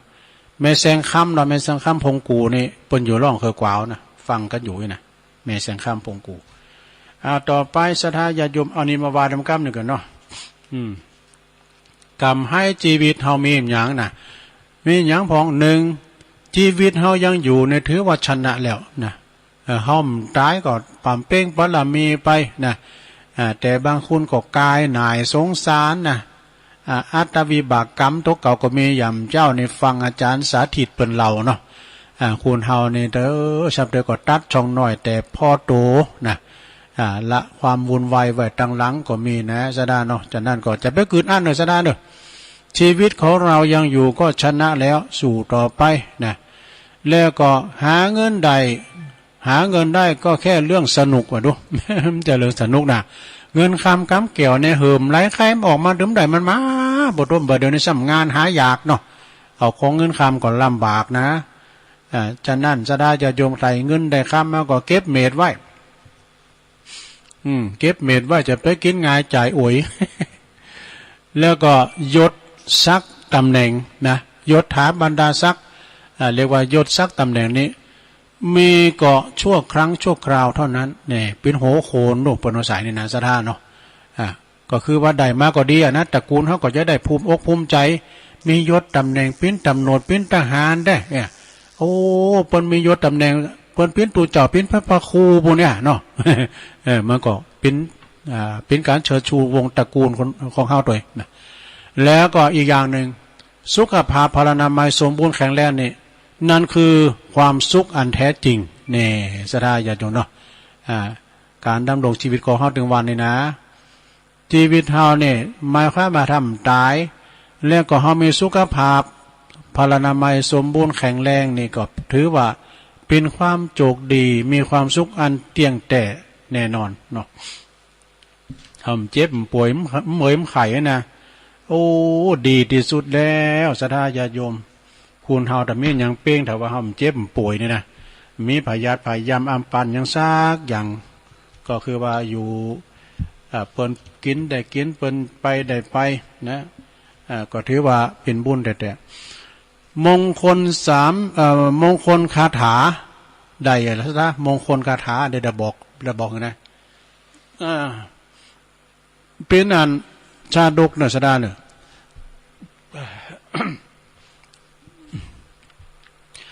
มหามังคละชาดกนี่ในพินิธานธรรมเนี่ยลงเนอะมงคลคาถาเนี่ยมันเป็นจะคือว่ามี6อย่างวะนะเปิ้นบอกว่าณเชตวันวิหารเด้อพระพุทธเจ้าเปิ้นทรงปราลบถึงมงคลละสูตรจึงตรัสชาดกเหล่านี้เปิดสอนให้พระภิกษุทั้งหลายหันถึงเหตุผลแห่งมงคล8ประการเนี่ย มงคลมี8ประการนี่มีอย่างผ่องซะนะในอดีตชาตินะพระตถาคตของเฮาเนี่ยเป็นเสวยพระชาติเป็นลักขิดาบทนะเป็นดาบทนะเป็นลักขิดาบทบำเพ็ญเพียรอยู่ตีป่าจนสำเร็จฌานเนอะมีลูกศิษย์ลูกหามากมายครั้งหนึ่งลูกศิษย์ทั้งหลายไปบิณฑบาตนะไปภิกขาจารย์บิณฑบาตในเมืองปาราณสีเอาปรากฏว่าเจ้าบ้านเจ้าเมืองก็มาถามเนาะถามปัญหาไปฉายเจ้าทุลุงอีแม่ให้ถามปัญหาว่าอันปลาทูเกมเนี่ยมันเกมจากแม่น้ำปิงมากันเกมเป็นทะเลมั้งครับอันนี้วาลินนะนอกบทปรากฏว่าเจ้าบ้านเจ้าจองมาถามปัญหากล่าวเรื่องมงคลคาถามันมีหยังพองไหมวะมันเจอเฮ้อไว้ตุต้องบอกให้แม่เหรออันมงคลคาถาเนี่ยมันมีหยังพองมันมีกี่อย่างคือหยังพองเนี่ยแต่ทว่าบรรดาลูกศิษย์ลูกหาทั้งหลายเนี่ยไม่ไพ่สาบไม่ไปหู้เรื่องสักตัวสักตุนวะนะไม่ไปหู้เรื่องสักตุนจึงไปก้าวไปถามพระอาจารย์เนาะรักขิตดาบทนะรักขิตดาบทก็จึงกล่าวว่าเอ้ยขายหน้าขายตาตูเขาเอ้ยอยู่ย้ำหำเห็นเปิ้นถามตัวอิ่มได้อะย้ำตอบเปิ้นไปกินข้าวกินข้าวเปิ้นหำเห็นกับยุ่มได้มันซึ้งมันช้านี่เนาะอันนี้นอกเรื่องนั่นไปถามว่าถามความจึงหูว่าเนาะความเป็นสวัสดิมงคลนะลักขิตดาบทก็เลยบอกว่าความเป็นสวัสดิมงคลของมงคลนะของบุคคลนะมีประกอบโดยกัน8ประการนะหลวงมีอย่างของ มี8ประการนี่คือหนึ่งเป็นผู้ที่มีเมตตาเนี่ยเมตตาธรรมค้ำชุนโลกคุณเฮาถ้ามีเมตตาแล้วนะโอ้ม้ามเห่าม้ามครบอ่ะเนอะมีเมตตานะสระญาโยมทั้งหลายเมตตานี่อย่างในธรรมบทถึงว่าโดนรับก็เป็นสุขตื่นเกิดมาก็สบายจมจืนบ่ฟันหาได้ถึงตกใจอ่ะนะอันนี้ก็คือมีเมตตาถ้าไปมีเมตตานี่ว่าสัตว์สิ่งหิ่งห่อยเนาะมันถึงมาลุมมาตุ่มเฮามันเกิดได้กินกับเฮาพอหลงแม่หลงเขาก็เหมือนกันนะจะมีเมตตานะบุตรต้นลูกหลานนะบุตรโตลูกหลานมาลุมมาตุ่มเว้ยหลง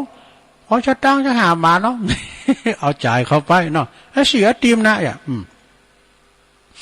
มงคลที่หนึ่งก็คือเมตตามงคลที่สองมีอย่างเป็นการถ่อมตนว่ะนี่มงคลที่สองนี่ถ่อมตนไปที่ไหนก็ตามโดยสดาญาโยมเอ้ยเปิ้นว่าไปไหนนี่เปิ้นเห็นสมมาเนี่ยเอาเงาไปก่อนแต่ไปอดรักเธอโง่ไม่เป็นใหญ่ไม่ได้ เนาะความเปิ้นว่าดาบดีเอาไว้ในฟักคุณรักเอาไว้ในใจตองบดนี่ไปเด้อนะมันใจว่าไปแต่ไปรู้อำนาจเปิ้นนะเป็นมีหัวเนี่ยมันเคยหูเคยป้าในบ้านตูเขาจะอย่างอี้เนาะ ไปรู้อันประเพณีไปเนาะการถ่อมตนเนอะข้อที่สามนะไม่ดูถูกชาติกำเนิดของมิตรเนี่ยโอ้คิงพี่ลูกใครบ่ะเนี่ยก็ลูกพนันข้ามเนี่ยเปิ้มดีดูถูกโคตรตระกูลของมิตรนะมิตรเกี่ยวสหายข้ามเนี่ยนะพอเปิ้นวงตระกูลเปิ้นเป็นจะหึมเป็นยังนะเอาคบกันโดยจิตโดยใจสี่มงคลที่สี่คือไม่ทำลายมิตรนี่ทำลายกันสดาทำลายมิตรมงคลข้อที่ห้าภรรยาต้องรู้จักปฏิบัติสามีนี่อันนี้ข้อที่ห้านะภรรยาก็ต้องมงคลต้อง พระพฤติปฏิบัติสามีเนาะตีปินตีข้อมงคลที่หกมงคลข้อที่หกจงรักภักดีต่อผู้เป็นนายนี่เป็นนายต้องหักหมูเป็นปู่ต้องหักหลาน ตรงนั้นจงรักภักดีกะนะเป็นนายเปิ้นเป็นนายโหเฮาเนี่ยก็มีเปิ้นหอมได้รับจ้างเปิ้นหอมได้เฮาก็ไม่ได้ตั้งนะสดาอันนี้นะคือว่าจงรักภักดีกับผู้เป็นนายนำหมู่นายนำคณะเนาะเอาข้อที่เจ็ดมงคลข้อที่เจ็ดลองสุดท้ายละนะเจอเรื่องกฎแห่งกรรมเนี่ยกรรมมุนาวัตติโลโกสัตโลกต่างหลายยอมเป็นไปตามกรรมนะสดาญาโยมคุณเฮานี่สร้างกรรมมาบ่เหมือนกันสูงดำต่ำขาวผิวพรรณวรรณะสมองหรือว่าพยาปัญญามันตึกเต่ากันโน่นะมันไปคุณอย่างนะบางคนก็มีเมตตาบางคนก็ใจให้มาใจละกรรมบางคนก็ชอบทำบุญสูนต้านบางคนก็ห่างไกลมันมีไปสัพพะแต่ความประพฤติกรรมไผกรรมมันสั่งมาบางคนเนี่ยคุณเปิ้นมังมีสีสุขเนาะเปิ้นก็เข้าวัดเข้าว่ากินต้านไปนะแต่บางคนก็ตุกไล่เข็นใจก็ยังโหมกินโหมต้านอยู่นะอันนี้คือว่าเชื่อในกฎแห่งกรรมอันนี้ข้อที่แปดมงคลที่แปดเลยสุดท้ายข้อที่แปดถึงพร้อมด้วยศีลนี่เปิ้นว่าถึงพร้อมด้วยศีลสิ่งเหล่านี้เรียกว่ามงคล8ประการนี่สนามีหยังพองหนึ่งมีเมตตาสองมีการถ่อมตนสามบ่ถูกชาติตระกูลของมิตรสี่บ่ทำลายมิตรห้าภรรยาต้องหูจักปฏิบัติสามีหกฮักจงรักภักดีต่อผู้เป็นนายเจ็ดเจอในกฎแห่งกรรมแปดถึงพร้อมด้วยศีลเนี่ยสิ่งเหล่านี้คือเรียกว่ามงคล8ประการมงคล8ประการจะได้ญาโยมเมื่อขอเป็นว่าเมื่อขอความมงคลปรากฏแล้วสิทธิ์ตั้งหลายเนอะที่เปิ้นถามนะก็ที่เปิ้นมาถามก็ฟ้าวมาตอบด้วยฟ้าวมาตอบมาสั่งสอนมงคลตั้งหลายให้แก่เจ้าบ้านก็สาธุอนุโมทนาตอบปัญหาได้เก่งได้ก็เลยมีความปราศาทะความเจอความเลื่อมใสศรัทธายิ่งขึ้นไปนะข้อคิดเรื่องนี้เปิ้นบอกว่า ผู้ที่มีมงคล8ประการยอมได้จือว่าความสรรเสริญควรสรรเสริญนั่นเองเนี่ยจบสดาญาติโยมทั้งหลายอันนี้ก็เป็นมงคล8ประการเนอะสดาญาติโยมทั้งหลายเอามาเราสู่จู้กันฟังปิดน้องสดาญาติโยมได้ฟังกันเนาะในรายการสารธรรมยามบ่ายวันนี้เป็นวันที่31สดาญาติโยมทั้งหลายเนาะ31วันพุธนี้ก็จะเป็นวันที่1วันที่2ที่3ก็ประกาศข่าวสารงานบุญสักหน่อยเนาะก่อนหน้าที่วัดวัดดงนิมิตนำดิบน้อยนะซึ่งก็ถือว่ามันไก่มาละเดี๋ยวนี้เปิ้นก็พัฒนาวัดวาอารามเนาะแปลงเต้นแปลงหยังแปลงพามซอกันหยังเป็นที่เรียบร้อยเนาะเปิ้นจะมีงานเนาะซะนะวัดดงนิมิตนำดิบน้อยโดยท่านรองพิเชษฐ์สิริพัทโทและก็ตูปีเอ็มพร้อมกับตังคณะศรัทธาปอหลงผู้โจยคณะกรรมการปอจานลำวัดเปิ้นก็มีกันกุปีงานทรงน้ำพระธาตุแล้วก็งานบวงสรวงปอบานนะโอ้คุณหนักคุณลายเนอะวัดดงนิมิตนี่เป็นตีลมเดินก็ไม่ใหญ่ไม่หลงเปิ้นมีหลายนะกึดสั่งห่างแป้งก็โจยกันเดี๋ยวนี้เปิ้นแป้งพระธาตุด้วยแป้งหอทรงน้ำด้วยแป้งวิหารด้วยนะถ้ามันเจอโควิดนี่เปิ้นก็ปล่อยลงแล้วกะสมัยบ่ลงแหวงเนาะฉะนั้นก็ในวันที่2นี่ขึ้นไปก็มีการแข่งขันประกวดร้องเพลงไทยลูกทุ่งนี่เนาะก็ไปโมนกันเนอะแล้วก็ตอนเจ้าวันที่3ก็ทำบุญตักบาตร9 โมงก็ประสงค์ทั้งนั้นก็เจริญพระพุทธมนต์นะเปิดโอกาสให้ศรัทธาได้สาระสาหลงทรงน้ำพระธาตุกันแล้วก็มีงานบวงสรวงปอบานด้วยนะแล้วก็กลางวีกลางวันเพิ่นจะมีมหรสพนะก็คือซอของทวัดเมืองเถินนี่แล้วก็จะมีแข่งกองหลงแบบล้านนาด้วยเนอะสดาญาติโยมหลายวันที่2ที่3ตีวัดดงนิมิตนำดิบน้อยก็มีงานบุญเนี่ยไปกินไปทานกันบ่เดี๋ยวนี้ถ้ามีการไม่งานคุณหลายซะนะเขาอ่านมามื้อน่ะแล้วมาตรการแท้มื้อนี้เพิ่นจะเปิดแมทกันแล้วมันได้ใส่แมทแล้ว แมทนี่มันก็ดีไปอย่างนึงนะซะนะดีกับตูเขาเว้ยดีกับตูลุงน่ะจำเป็นเอาไปสวดมนต์แตนไงน่ะการทำได้ฮะไฟเจอหันแล้วไฟเจอหันเอาปากแล้วกำมันได้ได้กับประตูเอาดังหมดมันช่วยได้มันอย่างนั้นเนาะ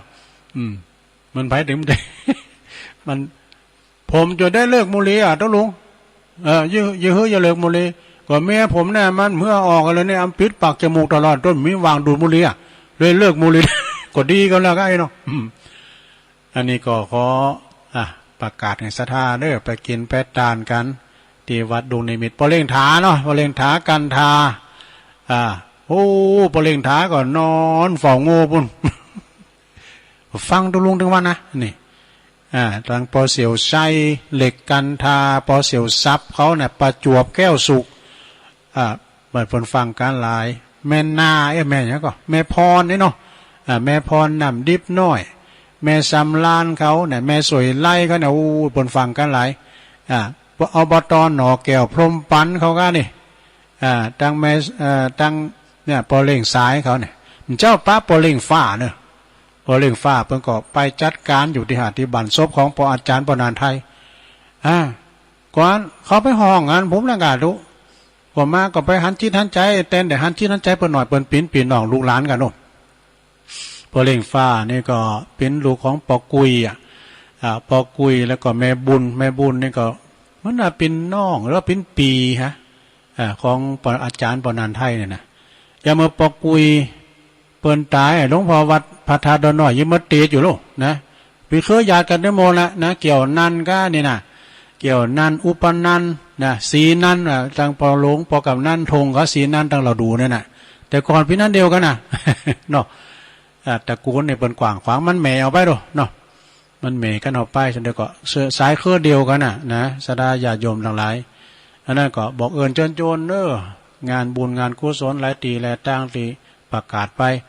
ที่ใกล้ๆวัดตำบลเดียวกันนี่ก็ปุ่นวันที่7นะวันที่7ที่วัด ดอนชื่นวัดดอนชื่นตำบลดอยหล่อเขต2เนี่ยนะ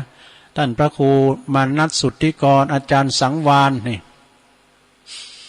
เปิ้นก็จะจัดแบบในตำบลนะก็มีสืบจ้าตาโลงตึงวัดตึงบ้านนี่กะมีซอด้วยนะ โอ้แต่ก่อนนี่ปุตโตย้อนยุคกันเนี่ยนะโตติมวัดติมว่าอีกกี้นี่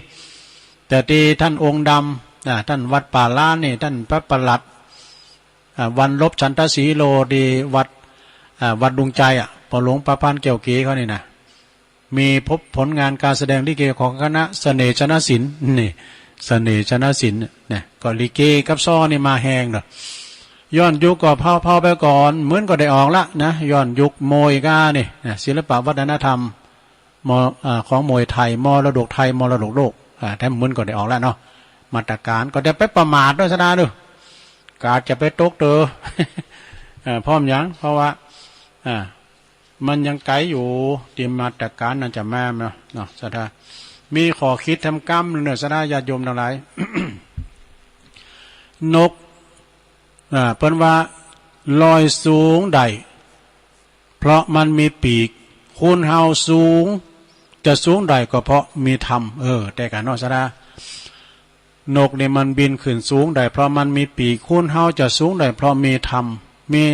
แบบว่ามีคุณธรรมประจำจิตประจำใจเอกเป็นคุณสื่อคุณตรงเป็นคุณอยู่ในนำธรรมคำสอนเป็นปูชนียบุคคลที่ลูกหลานเผ่าพันธุ์วงศาเนี่ยปะปึงได้นี่เป็นมีคุณธรรมแล้วก็นกงามได้เพราะมีสีขนนี่คุณจะงามได้เพราะมีน้ำใจคุณเขาจะมีน้ำใจได้ก็เขามีน้ำใจนะจ๊ะมีน้ำใจนี่จะคือพองเฟื้อเผื่อแผ่ต่อเปิ้นมนุษย์เดียวกันเปิ้นกันอยากความกันอยากนี่มาฟังอาจารย์วรรณชัยชยานันโทเปิ้นเล่าว่าน่ะโอ้ยเป็นดีโกเนอะประเทศเมืองนอกว่าน่ะซะนะมีการที่ว่าจะขาดอาหารว่าดูจะขาดอาหารขาดแค่อาหารพินอย่างหนักเลยเนาะบางพองก็กินข้าวก็โอ้เป็นโลขาดอาหารนะสดาญาโยมสมัยก่อนนะสดาเนาะ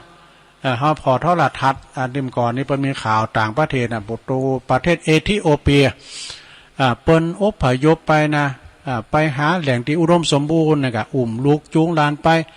การถามว่าสุมาได้อยู่ดีไม่สูงเด้อการวันนี่นะแห้งตัวบ้านเนาะแห้งนี่นะมันกินซากสัตว์ก็เวลาตายเนาะเอาตามไปฮะมันก็แห้งเขามากินอันนี้สดาญาโยมทั้งหลายบ้านเปิ้นเมืองเปิ้นจะมีกันมีอยากเข้าป่าอาหารอันนี้ภัยสงครามอย่างต่างๆดูบ้านเฮาเมืองเฮานี่อุดมสมบูรณ์มีภัยทุกปู่โจกยาจกวันในพิภพคุณขอนี่มันไข่มีละกะสปายถุงขอน่ะขอเข้าหน่อยตู้ลูกหลานนี่นะมันไข่มีแล้วแต่ก่อนนี่มีนะแต่ก่อนนี่ซักเต้าไว้เดินลุงเตี๋ยวสะดอปุ๊ดอันนี้นะเนื้อซุปหมกกุ๊บเป็นปู่จอมเพื่อก็มาตามตัวโหนี่เพื่อก็ลูกหลานพ่อขอเข้าหน่อยเด้อเขาก็เห็นดูนี่ตักมาให้กึ่งจอกเพิ่นปันป้อนอย่างตัวเจ้านี่เฮ้ยเห็นตัวเจ้าจ้ะโอ้ขอให้ลูกหลานอยู่ดีมีสุขเด้อชาปีติโยเนี่ยบ้านแห้งเมืองแรงนะบ้านเปิ้นน่ะก่อนนี่ประเทศเอธิโอเปียเนี่ยมันแต่นี่กะโหป้อมปอกขอกไปแข่กันเนาะนกงามเพราะมีสีขนคนจะงามก็เพราะมีน้ำใจเฟ้อเพอแผ่เนอะจะไปเป็นเศรษฐีที่เอาทองคำแท่งมาฝังดินทีนึงเอามาฝังเขาเ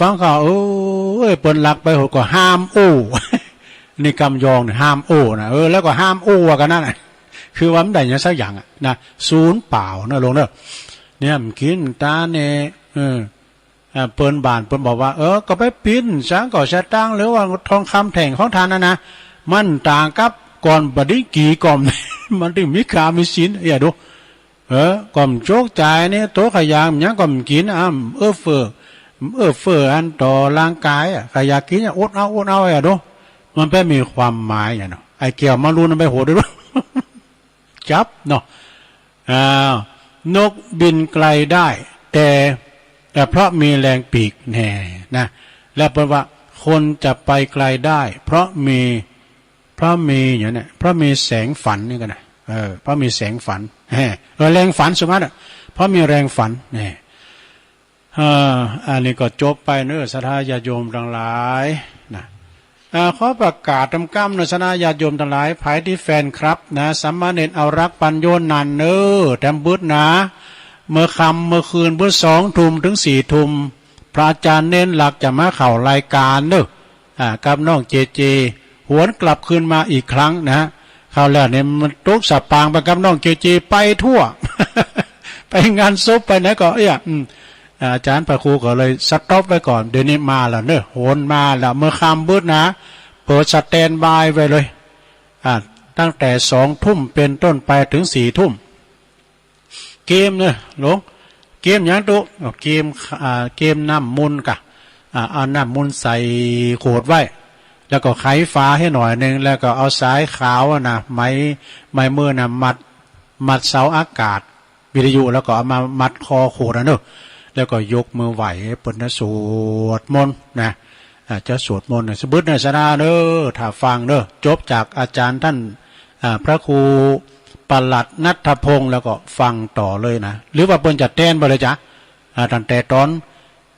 อาจารย์พระครูณัฐพงศ์เปิ้นได้อยู่นะวันเนี้ยเปิ้นไปเติมพลังนะเปิ้นต้องไปเติมเลิศนะศาลาญาติโยมนะอินดูเปิ้นนะแต่อาจารย์เน้นหลักก็มาเจ้าให้หน่อยกันเนาะแล้วเปิ้นพร้อมก็นั้นก็คุณโยมพี่สศิธรนะเปิ้นก็ฝากการเตดแล้วก็อาจารย์เน้นหลักเปิ้นก็จะขึ้นมาบุญดอยหน่อยนะมาถวายการเตดวันนั้นโดยเนาะขอบคุณเน้อสาธุเนาะศาลาญาติโยมบางทีตุลุงก็นิมนต์เปิ้นเตดธรรมบางทีก็เฮาเปิ้นเตดธรรมเฮาวันนั้นเปิ้นเป็นเจ้าภาพตุลุงก็เตดไปเปิ้นพิธีเรียบร้อยเนาะแล้วก็ทั้งอย่างนึงศาลาญาติโยมที่เฮากายไปทางสายถนนทางบ้านชั้นเมืองนะก็ไม่ลงนะจะได้ไม้ต้นไม้ในตำนานไม่ขจาวดงนะกุนไปโอ้โหเสียดายอายุเป็นร้อยปีเนาะนะนะมันอนิจจังนะยังจะมาหมั่นมาเตงแม่แต่อายุสังขารของเฮาเนาะเอาละต่อไปตัวลงอุมาเป็นเวลาเหิงเมินนาน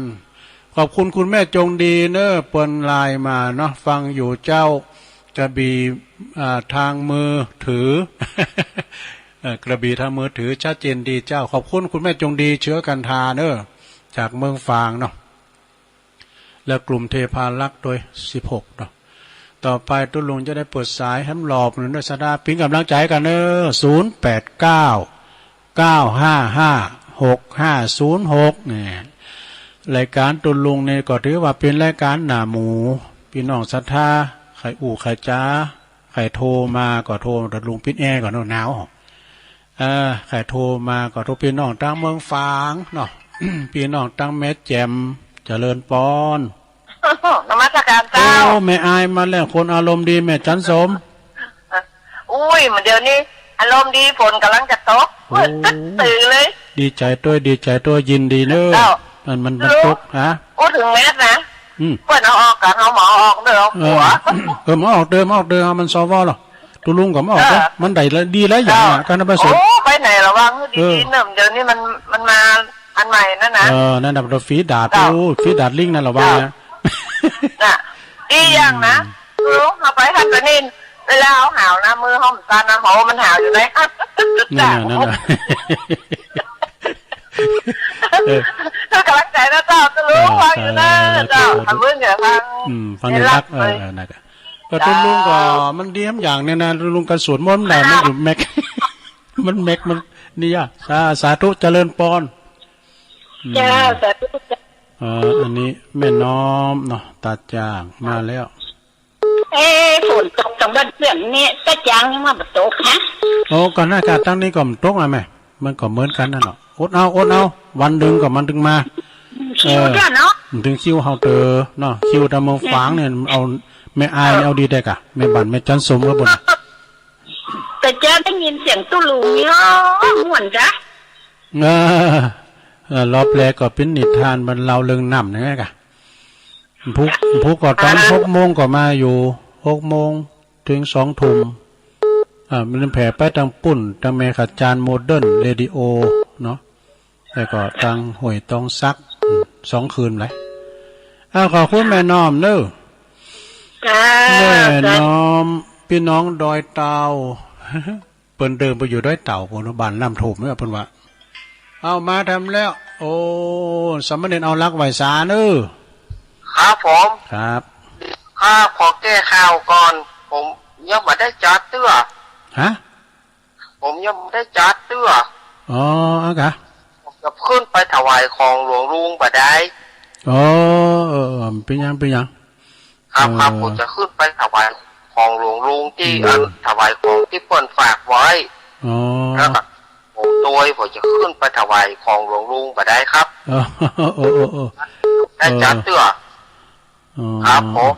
ครับผมโอ้ดีกะที่เปิ้นแก่ข่าวตุลุงประกาศไปแล้วเพราะอ่านแต่ปดแล้วจะซ้ำโหตุลุงเปิ้นแก่ข่าวกันเนิ่มพร้อมเตอนะสถาเป็นยังเจริญปอนอาจารย์ชอบลุงไม่ทองอ่ะเจาะไม่ทองจ้ะไม่ทองสันป่าแดงเนาะเจาะแดงไม่ถูนสันป่าแดงเมซูนอ่ะตำบลเมซูนเนาะแม่ทองฟังเจ้าละกะเจ้ามันจะเจ้าละแต่มันมาได้โตมาตามต้นดีกะโอ้นาบุญ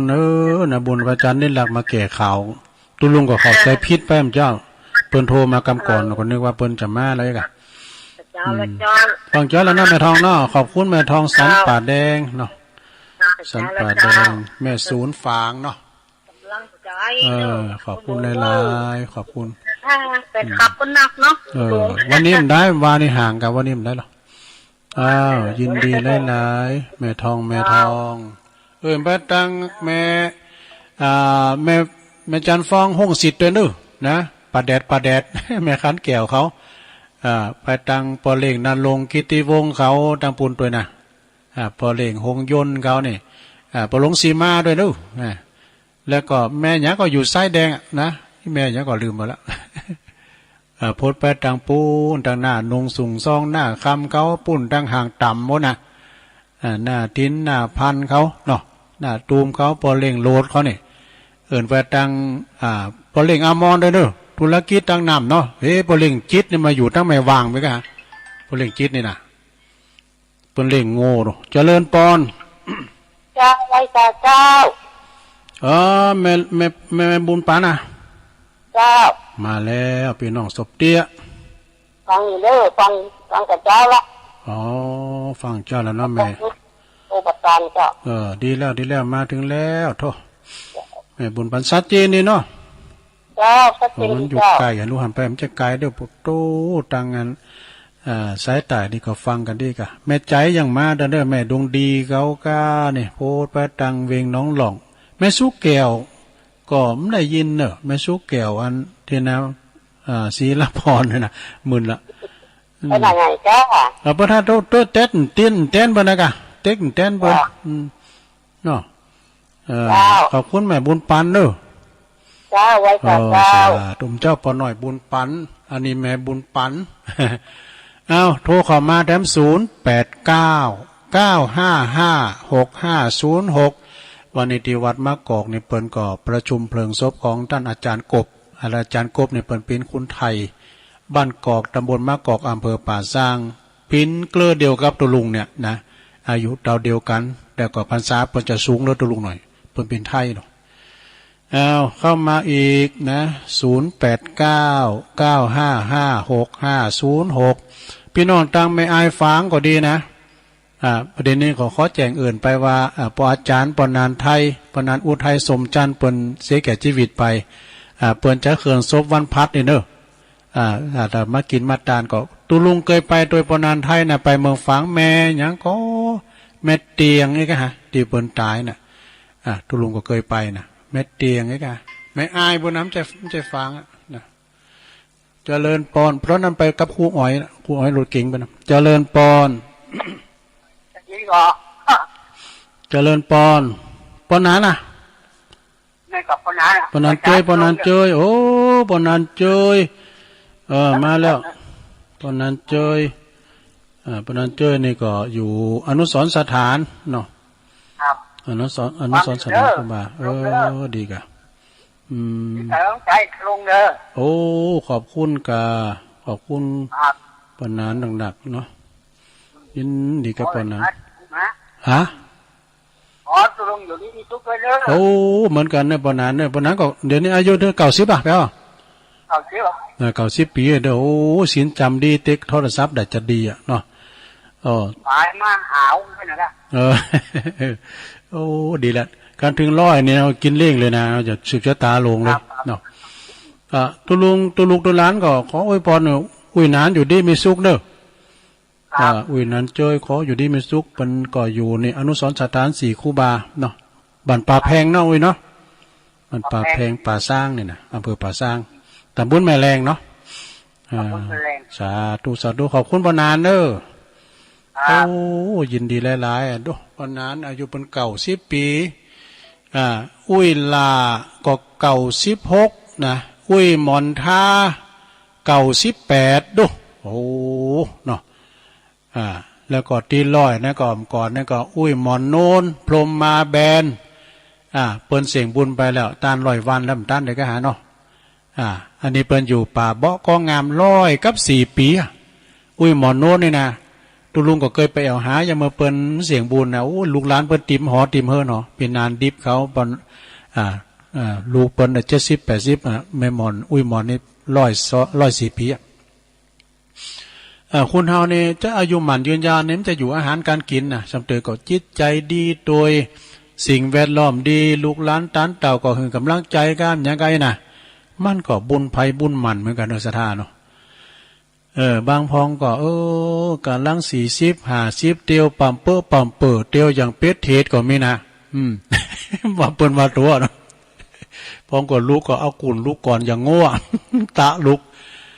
ตัวลุงนี่กันแต่ว่าจะไปออกงานหันออกงานหนีนะกินยาให้สักหน่อยเตียวหมอนี่แล้วมันจะกินหมันเด้อ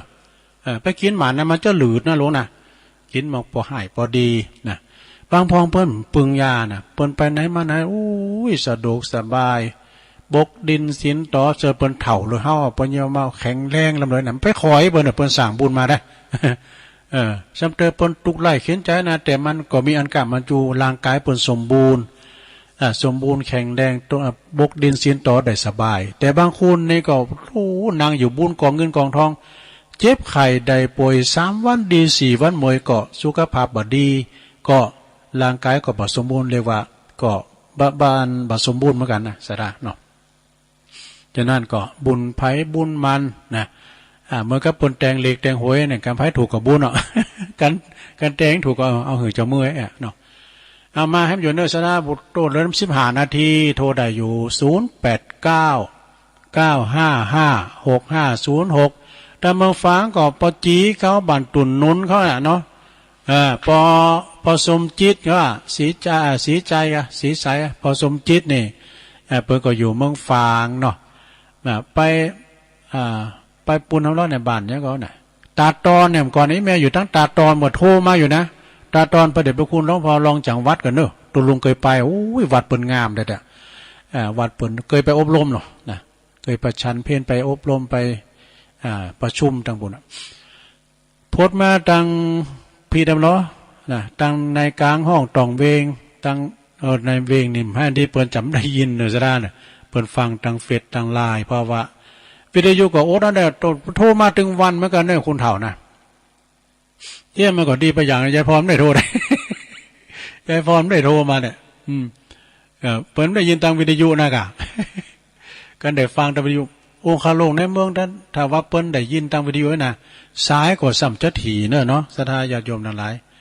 แต่ว่าอันนี้ก็ทางแม่แจ่มก็เฮาก็ได้ยินจากแม่ขันแก้วทาง3เนี่ยเนาะ